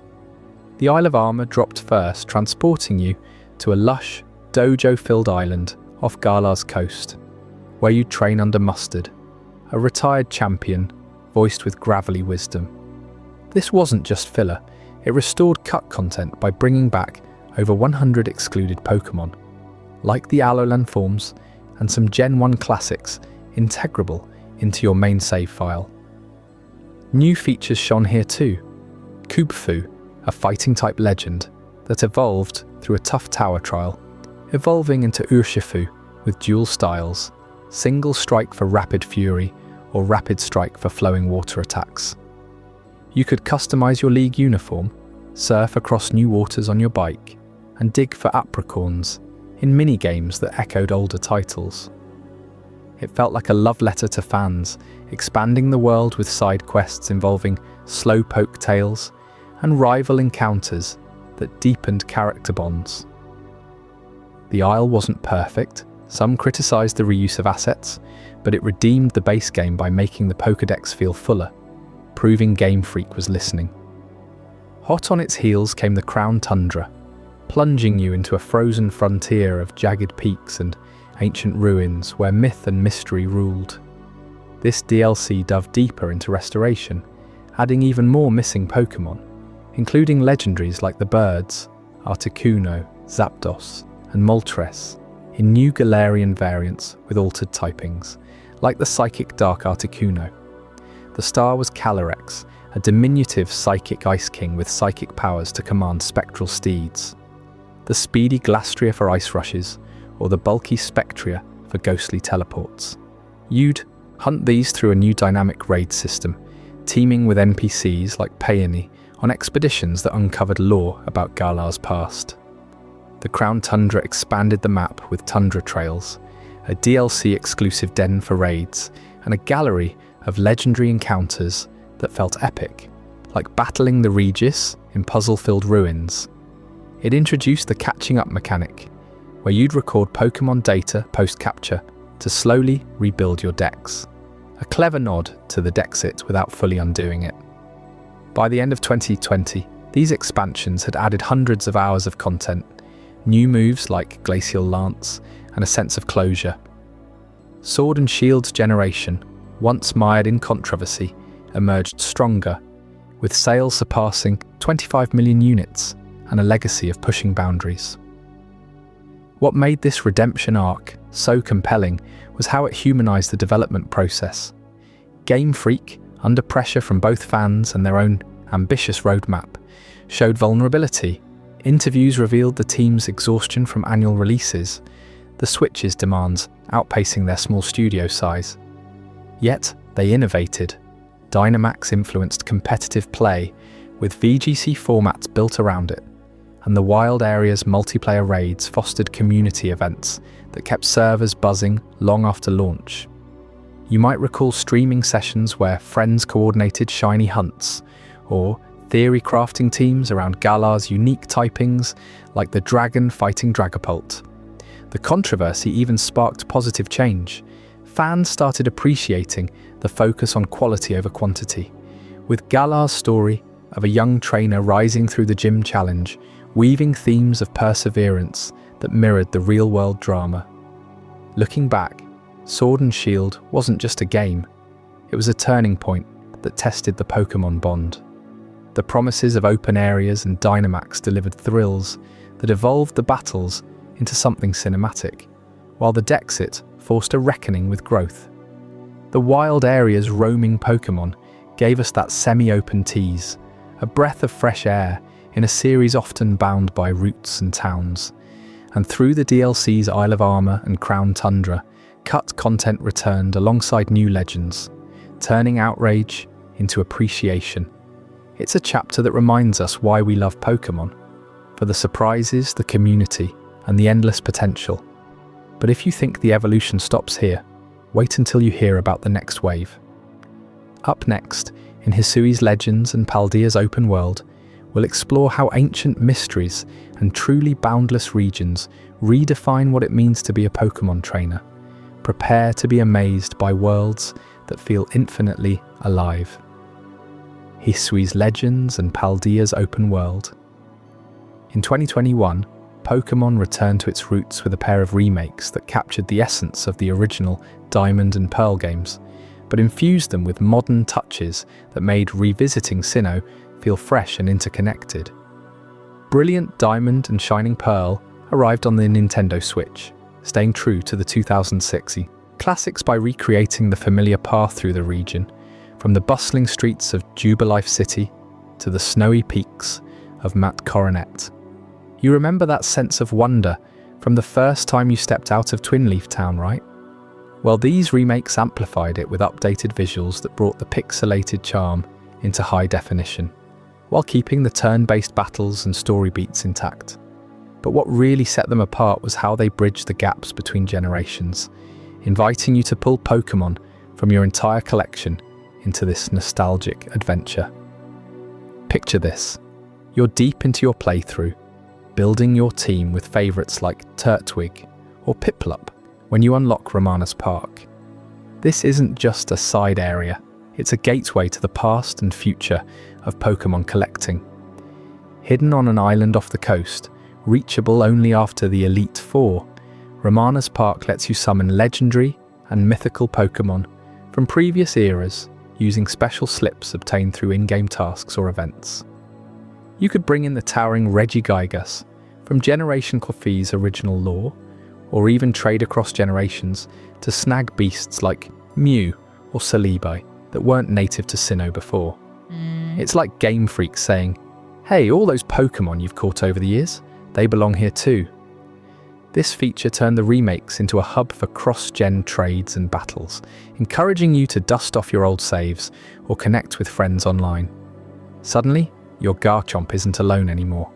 It's teaming up with a Rayquaza from Hoenn, creating dream matchups that the originals could only hint at. And for completionists, it added layers of replayability, with the park's ancient ruins evoking a sense of timeless mystery, as if you're uncovering secrets buried since the dawn of the Pokémon world. These remakes didn't overhaul the formula, they honoured it. The underground mining minigame returned with smoother controls, letting you dig for fossils and spheres while humming that iconic theme. Super contests were back, where you could dress up your Pokémon and perform in Jubilife's theatre, blending strategy with creativity in ways that felt delightfully silly yet rewarding. But beneath the fidelity, there were subtle evolutions. The XP or share became automatic, making leveling up your team less of a grind, so you could focus on the joy of exploration rather than tedious backtracking. And the post-game? It expanded with a revamped Sinnoh Dex, pushing you to catch every regional variant before the national Dex unlocks, turning the endgame into a marathon of hunts across the distorted dimensions of the Distortion world. Wait, no, that's a tease for what's next. Brilliant Diamond and Shining Pearl weren't revolutionary. They were a loving embrace reminding you why Sinnoh's blend of folklore and frontier spirit has endured. Sales soared, proving that fans craved this authenticity amid the series' push toward innovation. Fast forward to early 2022, and Pokémon took a daring leap with Legends, Arceus, a game that redefined how you interact with the world of Pokémon. Set in ancient Sinnoh, known then as Hisui, this title transports you to a time when humans and Pokémon lived in wary coexistence, centuries before the events of Diamond and Pearl. You're cast as a member of the Survey Corps, tasked by the Galaxy team to catalogue every creature in the region. But here's the bold shift: no more random encounters on the grass. Instead, Legends, Arceus pioneers an action RPG style of catching, where stealth and timing become your greatest tools. You sneak up on a wild Bidoof, toss a Pokeball mid-air, or distract it with berries before it notices you. It's exhilarating. Your heart races as a rampaging alpha Pokémon, oversized and fierce, charges across the open fields of Obsidian Fieldlands. Do you battle it head-on, or evade and capture from afar? The choice is yours, and it makes every encounter feel personal, like you're truly an explorer in uncharted territory. Hisui itself is a revelation, a proto-Sinnoh with jagged mountains, misty wetlands, and crimson bogs that pulse with primal energy. The region is divided into biomes connected by seamless hubs, allowing you to ride your Rowlet-inspired companion across vast landscapes without loading screens interrupting the flow. Noble Pokémon, majestic guardians like the Hisuian forms of familiar faces, think a ghostly Decidueye or a poison dark overquill, rule over clans, and befriending them involves quests that weave into the overarching story of Arceus, the mythical creator. But the real thrill lies in the space-time distortions, those swirling rifts that tear open randomly across the map. Step inside one, and reality warps. The environment shifts to echoes of other eras, filled with rare Pokémon from distant generations or even mythicals lurking in the chaos. You might emerge with a Spiritomb pieced together from whispering stones, or encounter a spectral Dialga twisting time itself. These distortions aren't just loot boxes, they're narrative pulses, hinting at the fabric of the Pokémon universe, fraying at the edges, and they keep you coming back, scouring the horizon for the next anomaly. What makes Legends Arceus stick with you is how it humanizes the journey. Your character isn't a destined champion. You're an outsider learning the land's lore from the Diamond and Pearl clans, whose rivalries mirror the tensions between tradition and progress. Completing the Hisui Pokédex isn't about badges, it's about observation, noting behaviors, habitats, and evolutions in a massive compendium. Imagine spending hours in the highlands, timing throws to catch a fluttering starly, or dodging lightning from a Hisuian electrode that explodes on contact. The game rewards curiosity over power leveling, with agile-style dodging in battles adding a layer of skill that turns fights into dances. Patches refined the controls, but the core innovation? It sparked debates. Was this the future of Pokémon, blending Breath of the Wild's freedom with monster-taming roots? Over 10 million copies sold in months, proving that venturing into Hisui's legends captured imaginations worldwide. You felt like a pioneer, documenting a world on the brink, where every capture etched your name into history. By late 2022, the winds of change blew toward a new horizon, with Pokémon Scarlet and Violet launching the 9th generation in the sprawling region of Paldea. This wasn't just another entry, it was the series' boldest step into a fully open world, where the map unfolds before you from the moment you arrive. No linear routes here. You're dropped into Paldea's sun-drenched plains, jagged cliffs, and ancient ruins, free to climb, glide, or swim toward any objective that catches your eye. The story, centered on the treasure hunt at Naranja or Uva Academy, lets you tackle gyms, Titan battles, and Team Star hideouts in any order. Want to challenge the electric gym leader Iono before even meeting your rival? Go for it. The narrative adapts, weaving your choices into a tapestry of personal growth, family secrets, and the age-old battle against Paradox Pokémon from times untold. It's liberating. You decide the pace, turning what could be a rigid tale into a choose-your-own-adventure that feels alive and responsive. Paldea's design is a love letter to exploration, inspired by Spain's vibrant culture and diverse terrain. From the arid deserts of Asado, where mirage Pokémon shimmer in the heat, to the foggy glacial peaks hiding cryophilic beasts, every corner teems with life. The open world means encounters happen organically. A wild Lechonk might wander into your path while you're scaling a cliffside, or a flock of Wattrel could dive bomb from the skies. And then there's Terrastol, the game's signature phenomenon that adds a crystalline twist to battles. Imagine a fire-type Pokémon suddenly shimmering with a Terra Jewel, changing its type mid-fight to counter your strategy. Perhaps a water Garchomp erupting in electric fury. Terrastol isn't just a gimmick, it's tied to Paldea's lore, with Terra crystals forming in the Earth's depths, crystallized types that Pokémon absorb to survive the region's volatile energies. You collect Terra shards through raids or exploration, customizing your team's potential in ways that encourage experimentation. A modest Sprigatito evolving into Meowscarada, then terrastalizing into a ghost-type assassin. It's poetry in motion, making battles dynamic and unpredictable. But Scarlet and Violet's true magic shines in its social layers. The multiplayer integrates seamlessly. Ride with up to 4 friends across the map. Union Circle for picnics, where your Pokémon play and breed, or tackle terror raids together against massive glowing foes. These raids, with their escalating challenges and rewards, like ability patches, foster community in a way the series hadn't before. The DLC expansions, the Teal Mask and the Indigo Disc, deepen this further. In Kitakami's autumnal valleys, you uncover festival lore and the loyal 3 enigmatic birds guarding ancient oaths. Then the Blueberry Academy's undersea terrarium in the Indigo Disc introduces the BB League, where battling elite trainers unlocks a dazzling array of returning Pokémon. From the seductive Pecharunt in the epilogue's Mochi Mayhem to exotic forms like the iron-masked Diplin. These additions patched performance issues from launch, smoothing the open-world jank into a polished experience that sold over 20 million units. You weren't just playing, you were living in Paldea, forging bonds that echoed the region's theme of inheritance and discovery. Yet for all its freedoms, Scarlet and Violet sparked conversations about evolution.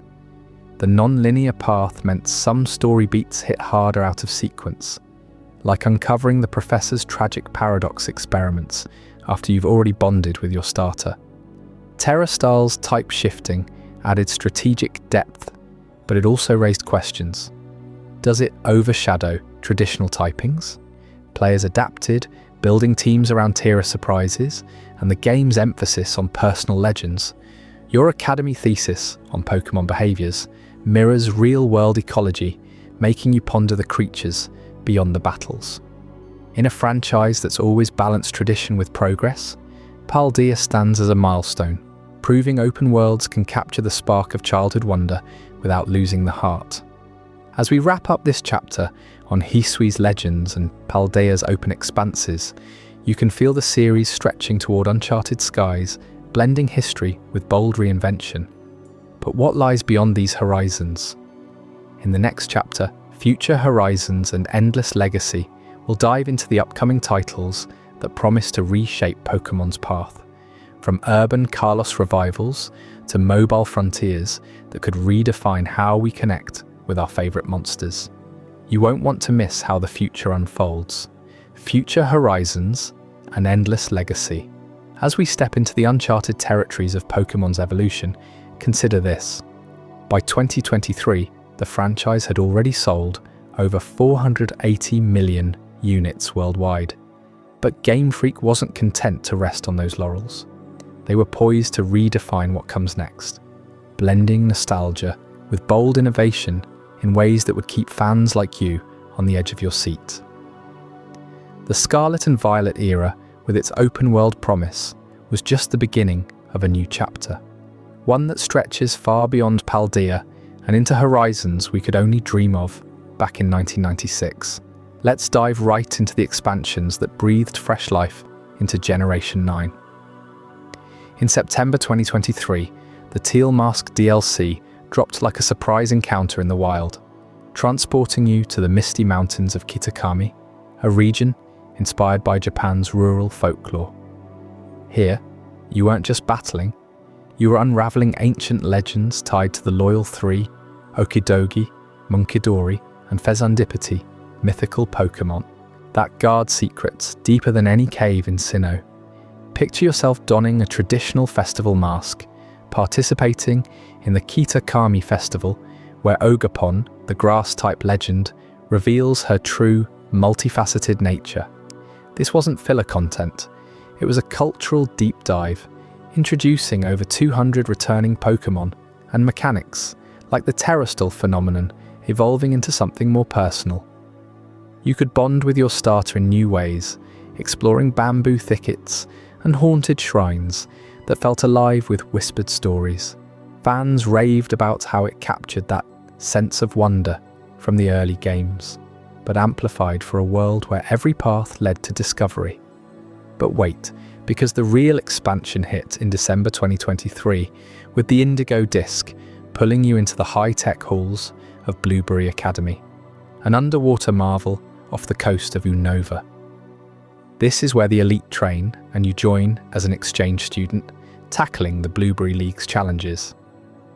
Imagine diving into the terrarium, a massive indoor biome simulating diverse environments, from volcanic peaks to frozen tundras, where you assemble a team for the BB League Club battles. New legends like Archaludon and Diplin emerge, alongside synchro machine mechanics that let you fuse with your Pokémon for temporary power boosts, echoing the mega evolutions of old but with a twist of real-time strategy. The DLC tied back to Kitakami seamlessly, with story threads connecting the Ogapon arc to Blueberry's elite society, exposing corruption and hidden loyalties. By early 2024, the epilogue, Mochi Mayhem, wrapped it all up in February, introducing Petulant, the mythical toxic monkey Pokémon in a festival gone awry. These additions didn't just pad the runtime, they expanded Scarlet and Violet into a sprawling epic, fixing launch glitches with quality-of-life updates and adding multiplayer raids that turned solo adventures into global showdowns. You felt the growth, the series maturing while holding on to that childlike joy of your first catch. Now fast forward to 2025, and Pokémon Legends ZA arrives like a thunderbolt from AZ's ancient key. Announced in early 2024, this title reboots the Kalos region from Generation 6, but not as a simple revisit. Lumiose City, that glittering Eiffel Tower-inspired hub from X and Y, becomes the epicenter of an urban, open-world revolution. No more linear paths, you're navigating bustling streets, scaling skyscrapers, and battling in real time across a city alive with NPCs going about their days. The story centers on Azade, the enigmatic king from X and Y, whose 3,000-year quest for immortality shattered the world once before. You play in a fractured Lumiose, rebuilding it amid Mega Evolution's return. A new paradox forms, twisting time itself. What if you could rewrite history, fusing the fairy-type elegance of Kalos with Legends, Arceus's action RPG fluidity? Battles spill into cafes, parks and alleyways, with dynamic weather affecting type matchups, rain, slicking streets for water-type advantages, or fog hiding stealthy ambushes. It's promised to launch exclusively on Nintendo Switch, potentially bridging to the next console, and early teasers hint at co-op modes where you and friends reshape the skyline together. This isn't just a sequel, it's a revival that asks you, what if Pokémon's past could evolve into its boldest future yet? You might wonder, how does all this fit into the bigger picture? Well, as we gaze toward 2026, the horizon widens even further with Pokémon Pokopia and Pokémon Champions, titles that tease a seismic shift in how we play. Pokopia, slated for a hybrid release on Switch and mobile, draws inspiration from the Pokémon Go phenomenon, but grounds it in a new island chain called the Pokopia Archipelago. Think of it as a living world where AR integrations let you overlay Pokémon onto your real environment during travels, but with core RPG depth. You'll explore volcanic isles and coral reefs, discovering regional variants like a fiery Vulpix adapted to lava flows, or a watery Garchomp thriving in tidal pools. The game promises seamless transitions between handheld console play and phone-based AR hunts, where scanning your surroundings unlocks hidden evolutions or story quests tied to real-world landmarks. It's Game Freak's nod to accessibility, ensuring that whether you're on a bus or at home, the adventure follows you. Early concepts suggest guild systems where you form teams with friends across platforms, tackling league challenges that span virtual and augmented realities. Then there's Pokémon Champions, another 2026 powerhouse blending Switch and mobile in ways that could redefine competitive play. This isn't your standard battle simulator, it's a global championship league where you build dynasties, scouting talent from across regions and eras. Imagine drafting Pokémon from any generation, training them in virtual academies inspired by Blueberry, and competing in seasonal tournaments with AR broadcasts, watching finals projected onto your living room wall. The tease of hybrid mechanics hints at cross-play events where mobile users join console battles via cloud syncing, complete with voice chat for strategy sessions. Championships could feature narrative arcs like rivalries escalating into world-spanning sagas, with prizes unlocking exclusive cosmetics or even real-world merch. It's Pokémon's empire expanding into esports territory, fostering communities that turn casual trainers into pros. You can almost hear the roar of crowds in stadiums, virtual or otherwise, as underdogs rise to claim the throne. These upcoming titles aren't isolated blips. They're the threads weaving Pokémon's endless legacy. From the pixelated routes of Red and Green to the sprawling metropolises of Zele, the series has mirrored our world's tech leaps, starting with link cables for trades, evolving to online globals in Sword and Shield, and now embracing AR and hybrids that make every device a portal. But what keeps it timeless? It's the heart. That spark when you bond with a Pikachu or outsmart a gym leader. Game Freak, with the Pokémon Company and Nintendo, has navigated controversies like the National Dex cuts or graphical hiccups in Scarlet and Violet by listening, iterating and innovating. Sales figures don't lie. Legends? Arceus moved 15 million copies by blending open-world freedom with historical lore, proving fans crave evolution, not stagnation. Reflect on your own journey for a moment. Maybe you started with a Game Boy under the covers, trading Bulbasaurs with siblings. Or perhaps you're new, discovering Violet's vast skies on a Switch. Either way, these future horizons invite you to continue that legacy. Pocopia's AR hunts could turn your morning walk into a quest, while Champions Leagues build lasting rivalries. And with rumours of a full Generation X on the horizon, post-2026, perhaps powered by Nintendo's next console, the possibilities multiply. AZ's story in ZA reminds us, Pokémon isn't about conquering, it's about harmony, growth, and the endless cycle of adventure. As we wrap this timeline, from 1996's humble beginnings to 2026's global empire, one truth stands clear. The Pokémon world isn't ending. It's expanding, inviting you to shape its next era. What legacy will you leave in these horizons? Stick around, because the final reflections on this incredible saga will tie it all together, revealing how it all connects back to that very first Pokeball toss.